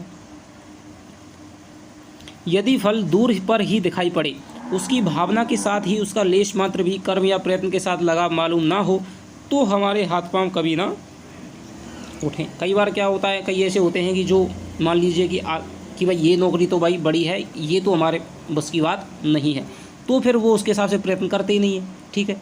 कितने हैं जो आईएएस की तैयारी करें, मान लीजिए, हर कोई तो ही कर सकता है, हर कोई सोच भी नहीं सकता है, क्योंकि उन्हें पता है कि भाई हमारी बस की बात नहीं है, इसलिए रीट से काम चला लो, ठीक है, पटवारी से काम चला लो, ठीक है, बीडीओ से काम चला लो, तो ये बात है। और फल के साथ हमारा संयोग ही ना हो, इसलिए जिन्हें ऐसा लगता है कि भाई ये तो फल बहुत दूर है, तो फिर वो कर्म करते ही नहीं है, और फिर उनका कभी भी वो फल की प्राप्ति नहीं हो सकती है। इसी कर्म श्रृंखला की पहली कड़ी पकड़ते ही फल के आनंद की भी कुछ अनुभूति होने लगती है। यदि आप उस कर्म श्रृंखला को कर्म करते रह जाएं, तो फिर आपको लगेगा, थोड़ा थोड़ा विश्वास है वो थोड़े दिनों में आएगा कि हाँ भाई मुझे फल प्राप्त हो सकता है। यदि हमें यह निश्चय हो जाए कि अमुक स्थान पर जाने से हमें किसी प्रिय व्यक्ति का दर्शन होगा, तो उस निश्चय के प्रभाव से हमारी यात्रा भी अत्यंत प्रिय हो जाएगी। मान लीजिए कि आपके 100 रुपये गुम हो गए हैं, ठीक है, अब आप बड़ी टेंशन में हो गए, भाई 100 रुपये पाएँ तो पाएँ, अब ढूंढे तो ढूंढे कहाँ। मान लीजिए फिर कोई आदमी आता है कि भाई वो कहता है कि भाई चलो आपके ये रुपये हैं, इस कमरे में मिल जाएंगे, ठीक है, या फिर आपके इस सड़क पे इस रास्ते में मिल जाएंगे, तो फिर आपके अंदर उत्साह बन जाएगा कि भाई हाँ चलो कोई दिक्कत नहीं है, इस पूरी दुनिया में ये सड़क तो है जहाँ पर मेरे रुपये हैं वो मिल जाए, यानी कोई वस्तु है। यदि कोई कह देगा भाई इस राह पर आप चलो तो प्रिय व्यक्ति का दर्शन हो जाएगा, तो उस निश्चय के प्रभाव से, यानी उसने निश्चितता प्रदान कर दी है कि चलो अब भाई देर मिलेगा लेकिन मिल तो जाएगा, तो हमारी यात्रा भी अत्यंत प्रिय हो जाएगी। हम चल पड़ेंगे और हमारे अंगों की प्रत्येक गति में प्रफुल्लता दिखाई देगी। यही प्रफुल्लता कठिन से कठिन कर्मों के साधन में भी देखी जाती है। वे कर्म भी प्रिय हो जाते हैं और अच्छे लगने लगते हैं। जब तक फल तक पहुँचने वाला कर्म पथ अच्छा ना लगेगा, तब तक केवल फल का अच्छा लगना कुछ भी नहीं है। तैयारी तो मान लीजिए आईएएस की नौकरी का फल है, वो तो बहुत बड़ा है, लेकिन आईएएस की जब तक आपको तैयारी है, ठीक है, फर्स्ट ग्रेड की, कॉलेज लेक्चरर की, रीट की, सेकंड ग्रेड की, जब तक आपको तैयारी अच्छी नहीं लगी, जब तक आपको तैयारी करने में मज़ा नहीं आएगा, आपको पढ़ने में मज़ा नहीं आएगा, तब तक आप अपनी सफलता को प्राप्त नहीं कर सकते हैं। फल की इच्छा मात्र हृदय में रखकर जो प्रयत्न किया जाएगा वह अभाव में और आनंद शून्य होने के कारण निर्जीव सा होगा। तो आजकल आप देख लीजिए 20 लाखों ने पेपर दिया, फल की इच्छा तो बहुतों ने की थी, सब ने ही की थी भाई, ठीक है, 20 लाखों ने ये की थी भाई मुझे रीट की नौकरी मिल जाए या पात्रता परीक्षा पास हो जाए, कोई भी नौकरी मिल जाए, लेकिन सभी के कर्मों में वो उत्साह आनंद नहीं था जो एक लगने वाले, जो एक सच्चे मेहनती के, सच्चे उत्साही के पास में होता है। कर्म रुचि शून्य प्रयत्न में कभी कभी इतनी उतावली और आकुलता होती है कि मनुष्य साधना के उत्तरोत्तर कर्म का निर्वाह ना कर सकने के कारण बीच में ही चूक जाता है। कई बार आदमी क्या करता है कि फल इतनी जल्दी मुझे प्राप्त हो जाए, इतनी जल्दी प्राप्त हो जाए कि वो फिर कर्म करता ही नहीं है, ठीक है, वो फल की ओर ही भागता चला जाता है, ठीक है, तो फिर वो कर्म ढंग से नहीं कर पाता, उसे लगता है कि अब तो आ गया, ठीक है। मान लीजिए कि आपका पुलिस का पेपर पास हो जाए, ठीक है, और आपको लगा अब तो आ गया, अब तो कोई कुछ करने की ज़रूरत नहीं हो, आपका मेडिकल है, आपका फिजिकल है, फिर आप दौड़ने भी नहीं जा रहे हैं, ठीक है, आप सोच रहे हैं अब तो मेरा सिलेक्शन हो गया, और आप दौड़ में फेल हो जाते हैं, तो फिर आप इसी पे चूक जाते हैं। तो यही बात यहाँ पर कह रहे हैं। मान लीजिए कि ऊंचे पर्वत शिखर पर विचरते हुए किसी व्यक्ति को नीचे बहुत दूर पर गई हुई सीढ़ियाँ दिखाई दी और यह मालूम हुआ कि नीचे उतरने पर उसे सोने का ढेर मिलेगा। यदि उसमें उतनी सजीवता है कि उक्त सूचना के साथ ही वह स्वर्ण राशि के साथ एक प्रकार के मानसिक संयोग का अनुभव करने लगा, उसका चित्त प्रफुल्ल और अंग सचेष्ट हो गए, तो उसे एक एक सीढ़ी स्वर्ण में दिखाई देगी। तो यहाँ पर शुक्ल जी क्या कह रहे हैं कि यदि आप 22 सच्चे उत्साही हैं तो आपको कर्म है ना, वो नौकरी मिलेगा, ठीक है, एक एक आपका अक्षर है वो आपके लिए इतना कीमती हो जाएगा, इतना आनंद में हो जाएगा, दुनिया उसकी बराबर, कोई भी चीज़ उसकी फिर बराबरी नहीं कर सकती है। आप उसको भगवान मानने लगे, आप उसको श्रद्धा करेंगे, आप उसकी पूजा करने लगे, तो ये बात है वो कह रहे हैं। यदि मान लीजिए कोई आपसे कह दे कि भाई आपकी नीचे सीढ़ी है, सोना रखा हुआ है, तो फिर आपको जो सीढ़ी है वो भी आपको, मतलब चाहे वो कितनी ही कठिन दुर्गम उसका रास्ता हो, फिर भी वो आपको सीढ़ी है वो स्वर्ण में दिखाई देने लगे, यदि आपने उसके साथ में संयोग कर लिया है। एक एक सीढ़ी उतरने में आपको जो आनंद मिलता जाएगा, एक एक क्षण में उसे सुख से बीतता हुआ जान पड़ेगा और वह प्रसन्नता के साथ स्वर्ण राशि तक पहुंचेगा। एक प्रकार उसके प्रयत्न काल को भी फल प्राप्ति काल के अंतर्गत ही समझना चाहिए। यदि आपने प्रयत्न यानी अच्छे ढंग से किया है, फल के अपने उत्साह के साथ में किया है, तो आपका प्रयत्न है वो ही आपकी फल की प्राप्ति माना जाएगा। इसके विरुद्ध यदि उसका हृदय दुर्बल होगा तो वो क्या सोचेगा, उसमें इच्छा मात्र ही उत्पन्न होकर रह जाएगी, तो अभाव के बोध के कारण उसके चित्त में यही होगा कि कैसे झट से नीचे पहुंचा जाए और उसे एक एक सीढ़ी उतरना बुरा मालूम होगा। आश्चर्य नहीं कि वह या तो हार कर बैठ जाए या लड़खड़ाकर मुंह के बल गिर पड़े।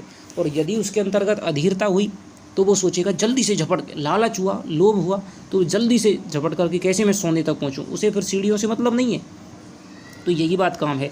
तो दोस्तों यहाँ पर यही बात बताई जा रही है कि आपको यदि कोई भी लक्ष्य तक पहुँचना है तो आपको कर्म पर ज़्यादा फोकस करना चाहिए, कर्म को ही आपकी श्रद्धा करनी चाहिए, उसकी पूजा करनी चाहिए, ठीक है, कर्म प्रधान आपको होना चाहिए। जब तक आप कर्म नहीं करेंगे, यदि कर्म में आपने उतावली दिखाई, कई ऐसे होते हैं साथी जो हाँ तैयारी तो कर रहे हैं लेकिन पढ़ाई को जल्दी, हाँ भाई आप मैंने आज भूगोल पढ़ ली, आज मैंने हिंदी पढ़ ली, कई ऐसे होते हैं, अब मैं बता रहा हूँ आज यहीं पर कई ऐसे हो रहे होंगे साथी जो वीडियो को लगातार दुगनी स्पीड में बढ़ा करके देख रहे हैं। उन्हें लगता है कि भाई हम एक बार देख लेंगे और हमारा ये क्वेश्चन यहाँ से सही हो जाएगा, ठीक है, जल्दी जैसे भी सिलेबस हो वैसे करके, और हम ये सोचते हैं कि भाई अब हम लग जाएं। तो ये कैसे हो सकता है बताइए। एक एक चीज़ को आप ढंग से सुनिए, ठीक है, जितना मैं मेहनत कर रहा हूँ कम से कम उतनी तो आप मेहनत अपने लिए कर सकते हैं।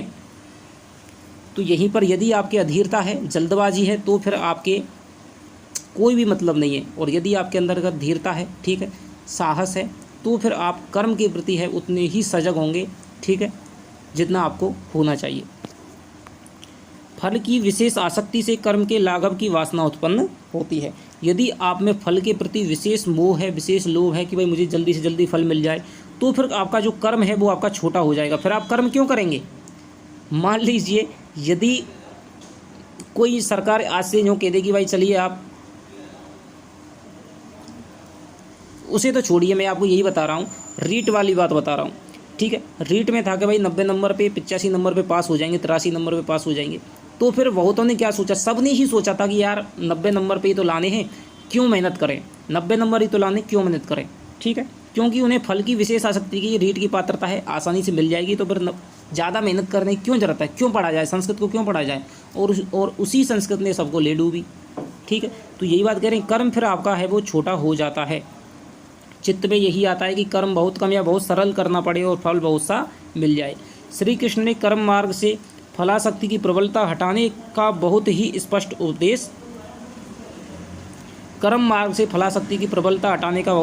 उपदेश दिया, पर उनके समझाने पर भी भारतवासी इसी वासना से ग्रस्त होकर कर्म से तो उदास हो बैठे और फल के इतने पीछे पड़े कि गर्मी में एक ब्राह्मण को एक पैंठा देकर पुत्री की आशा करने लगे। यहाँ पर वही बता रहे हैं शुक्ल जी, कृष्ण के क्या कहा था, कर्मण्यवादी कारस्ते मां फलेषु कदाचन, कर्म करो फल की इच्छा मत करो। लेकिन क्या है, लोग वह क्या करते हैं कि कर्म के लिए कितना छोटा कर्म करते हैं कि गर्मी में एक ब्राह्मण को एक पैंठा देकर पुत्र की आशा करने लगते हैं। 4 आने रोज का अनुष्ठान करके व्यापार में लाभ करने की इच्छा करते हैं। शत्रु पर विजय, रोग से मुक्ति, धन धान्य की वृद्धि और भी ना जाने क्या क्या चाहने लगे। मान लीजिए आप थोड़ी सी पूजा पाठ कर लीजिए और सोचते हैं कि भाई हमारा तो व्यापार है वो दुगना तिगना चौगुना फैल जाए। अरे भाई कर्म तो आप कीजिए, दुकान पे आप बैठते नहीं हैं और आप केवल लक्ष्मी की पूजा करके ही सोचते हैं कि भाई हमारा, तो इसी बातों पर यहाँ पर शुक्ल जी है वो कटाक्ष कर रहे हैं। यदि आप केवल फल की इच्छा रखेंगे तो फिर आपका जो कर्म है वो शून्य होता चला जाएगा। आसक्ति प्रस्तुत और उपस्थित वस्तु में ही ठीक कही जा सकती है। कर्म सामने उपस्थित रहता है, इससे आसक्ति उसी में होनी चाहिए। तो यहाँ पर कर्म की आसक्ति, कर्म से ही आपका लगाव होना चाहिए, कर्म से ही आपका लालच होना चाहिए, कर्म के प्रति ही आपकी दृष्टि होनी चाहिए। फल दूर रहता है, इससे उसकी ओर कर्म का लक्ष्य काफ़ी है। जिस आनंद से कर्म की उत्तेजना होती है और जो आनंद कर्म करते समय तक बराबर चलता जाता है, उसी का नाम उत्साह है। यानी कि कर्म करने में सीधे घूम फिर कर बात वहीं आ जाती है।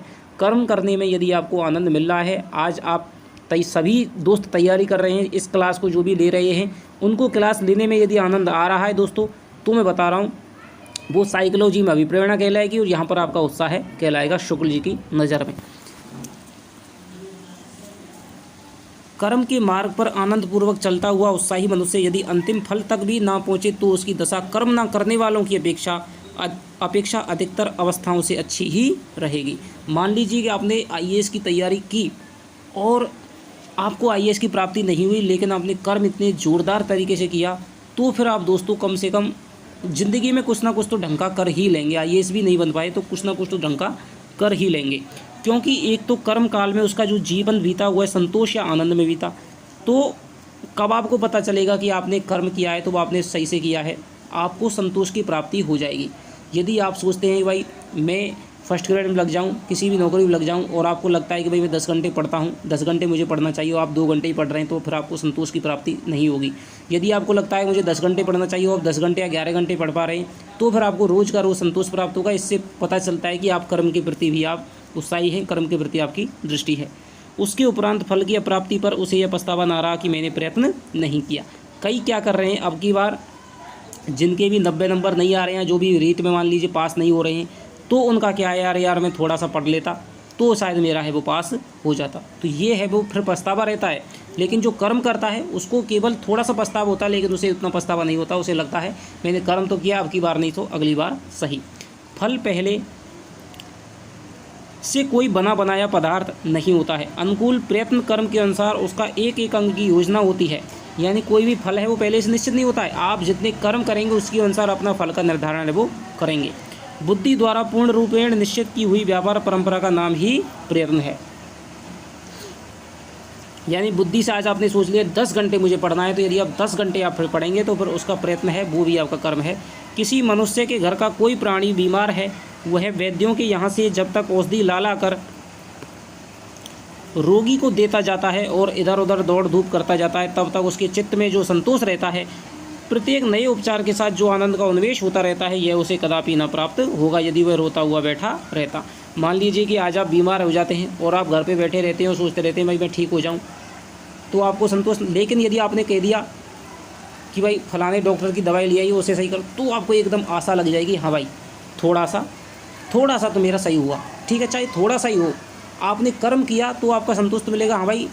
लेकिन मान लीजिए आप किसी ने बताया कि भाई फलाने डॉक्टर की दवाई लो और उससे आप सही हो जाएंगे, लेकिन आपने नहीं ली और आपका जो प्रियजन है, आपका कोई घरवाला है, मान लीजिए वो उसकी डेथ हो जाती है, तो फिर आपको लास्ट तक यही दोस्तों अब पछतावा होता रहेगा, भाई फलाने मुझसे कहा था कि उस डॉक्टर की दवाई से ये काम है वो सही हो जाएगा, लेकिन मैंने नहीं किया और इसी वजह से वो मर गया।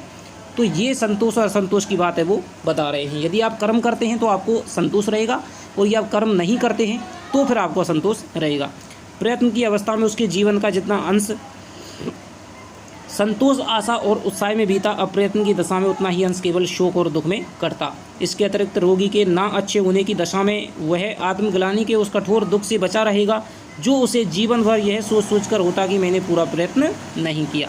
तो दोस्तों 4 महीने हैं, आप कितना प्रयत्न करते हैं यही आप सोचते रखिए। ठीक है, कई बार ऐसा होता है कि कई बार हमें थोड़ा सा यदि प्रयत्न कर लेते तो यार शायद हम पिछली बार सिलेक्शन हमारा हो जाता, तो फिर यही आप सोचते रहेंगे यार हमने थोड़ा सा पढ़ाई कर लेते, उन दिनों को यदि नहीं निकालते। तो इसी से बचने के लिए आप मेहनत कर लीजिए, 4 महीने की बात है। कर्म में आनंद अनुभव करने वालों का नाम ही कर्मण्य है। तो यहाँ पर आपका प्रश्न बन जाएगा कि कर्मण्य किसको कहा है? जो कर्म में आनंद अनुभव करते हैं। धर्म और उदारता के उच्च कर्मों के विधान में ही ऐसा दिव्य आनंद भरा है कि कर्ता को वे कर्म ही फल स्वरूप लगते हैं। अत्याचार का दमन और क्लेश का समन करते हुए चित्त में जो उल्लास और तुष्टि होती है वही लोकोपकारी कर्मवीर का सच्चा सुख है। मान लीजिए कि आपको जब जब संतोष होता है कि भाई मुझे ये कर्म किया मैंने और मुझे संतोष की प्राप्ति हुई, मुझे सुख की प्राप्ति हुई, तो वही आपका सच्चा उत्साह है। और यदि आपको किसी भी कर्म में करने पर दोस्तों यदि आपको असंतुष्टि मिलती है, ठीक है, यदि आपको अफसोस होता है उसको बाद में करने पर, तो फिर आपका वो कर्म आपको नहीं करना चाहिए था। उसके लिए सुख तब तक के लिए रुका नहीं रहता जब तक कि फल प्राप्त ना हो जाए, बल्कि उसी समय थोड़ा थोड़ा करके मिलने लगता है कि जब से वह कर्म की ओर हाथ बढ़ाता है। तो जो उत्साही होता है जिसे कर्म में आनंद मिलता है तो उसे पहले दिन से ही उसे फल की प्राप्ति होने लग जाती है। कभी कभी आनंद का मूल विषय तो कुछ और रहता है, पर उस आनंद के कारण एक ऐसी स्फूर्ति उत्पन्न होती है जो बहुत से कामों की ओर हर्ष के साथ में अग्रसर करती है। इसी प्रसन्नता और तत्परता को देख लोग कहते हैं कि वे काम बड़े उत्साह से किए जा रहे हैं। यदि किसी मनुष्य को बहुत सा लाभ हो जाता है या उसकी कोई बड़ी भारी कामना पूर्ण हो जाती है तो जो काम उसके सामने आते हैं उन सबको वह बड़े हर्ष और तत्परता के साथ में करता जाता है। उसके इस हर्ष और तत्परता को लोग उत्साह ही कहते हैं। मान लीजिए किसी ने कर्म किया, ठीक है, छोटी नौकरी लग गया, फिर आप बड़ी जो तैयारी करेंगे दोस्तों सोच लीजिए आप किस तरीके से करेंगे। तो यही बात यहाँ पर कह रहे हैं। इसी प्रकार किसी उत्तम फल या सुख प्राप्ति की आशा या निश्चय से उत्पन्न आनंद फलोन्मुख प्रयत्नों के अतिरिक्त और दूसरे व्यापारों के साथ संलग्न होकर उत्साह के रूप में दिखाई देता है। यदि आपको किसी भी फल की प्राप्ति की आशा है, ठीक है, और उसके लिए कर्म जो कर रहे हैं उनसे आपको आनंद मिल रहा है, तो जो दूसरे काम भी होंगे उसमें भी आपका है वो उत्साह दिखाई पड़ेगा। यदि हम किसी ऐसे उद्योग में लगे हुए हैं जिससे आगे चलकर हमें बहुत सा लाभ या सुख की आशा है, तो हम उस उद्योग को तो उत्साह के साथ करते ही हैं, बल्कि अन्य कार्यों में प्राय अपना उत्साह दिखाई दे देते हैं। मान लीजिए कि आपको लगता है कि यार मैं पढ़ता नहीं हूँ, तो जिस दिन आप पढ़ लेते हैं तो आपको लगता है कि यार और काम भी मेरे अच्छे होते हैं। मान लीजिए आप सुबह सुबह जग करके, ठीक है, सुबह सुबह जग करके आपने थोड़ा सा घूमे आए, थोड़ा सा आपने व्यायाम वगैरह कर लिए, योग वगैरह करके आपने पढ़ने बैठ गए, तो फिर आपकी जो दिन भर के सारे काम हैं वो आपके अच्छे होंगे। ये बात आप सोच लीजिए। तो जो एक प्रकार का उत्साह दिखाता है, एक प्रकार के काम में यदि उसको आनंद मिलता है, ठीक है, तो फिर अन्य काम भी उसके आनंद से ही व्यतीत होते हैं। यह बात उत्साह में नहीं बल्कि अन्य मनोविकारों में बराबर पाई जाती है। यदि हम किसी को मान लीजिए लालच में, एक काम में लालच दिखा रहे हैं तो फिर हर चीज़ में लालच होगा। एक काम में मान लीजिए हम क्रोध दिखा रहे हैं तो फिर हर चीज़ में हमें क्रोध करना पड़ेगा। तो ये बात है वो बता रहे हैं। यदि हम किसी बात पर क्रुद्ध बैठे हैं और इसी बीच में कोई दूसरा आकर हमें कोई बात सीधी तरह भी पूछता है तो हम उस पर भी झुंझला उठते हैं। इस झुंझलाहट का ना तो कोई निर्दिष्ट कारण होता है और ना ही उद्देश्य। यह केवल क्रोध की स्थिति में व्याघात को रोकने की क्रिया है, क्रोध की रक्षा का प्रयत्न है। इस झुंझलाहट द्वारा हम ये प्रकट कर रहे हैं कि हम क्रोध में हैं और क्रोध में ही रहना चाहते हैं। क्रोध को बनाए रखने के लिए हम उन बातों में भी क्रोध ही संचित करते हैं जिनसे दूसरी अवस्था में हम विपरीत भाव प्राप्त करते हैं। इसी प्रकार यदि हमारा चित्त किसी विषय में उत्साहित रहता है तो हम अन्य विषयों में भी अपना उत्साह दिखाई देते हैं। आपने देखा होगा कि जिनका कोई कलाकार है, मान लीजिए एक बार में उसका उत्साह बहुत बड़ा है, तो फिर अन्य चीज़ों में भी दोस्तों, अन्य घर के छोटे कामों में सुबह जल्दी जगना, उसकी अन्य चीज़ अपने आप ही व्यवस्थित हो जाती हैं। एक साधे सब सधे, सब साधे सब जाए। ठीक है, यदि आप एक को साध लेते हैं, कबीरदास ने कहा यदि आप एक को साध लेते हैं तो फिर आपका सब है वो सध जाता है। ठीक है, तो यही बात कह रहे हैं कि आप एक को साध लीजिए। एक काम में यदि आप उत्साह दिखा देंगे फिर सारे कामों में आपका उत्साह आ जाएगा। मान लीजिए आप सुबह नहीं जगते हैं, ठीक है, सुबह आपको जगने में आलस्य आता है, योग वगैरह दौड़ने जाने में मान लीजिए आलस्य आता है, ठीक है, पढ़ने में आपको आलस्य आता है। यदि आपने पढ़ाई को साध लिया, पढ़ाई करने में आपको यदि उत्साह है, तो फिर दोस्तों आपके छोटे मोटे जगना है ये तो आपके अपने ही काम आराम से हो जाएंगे।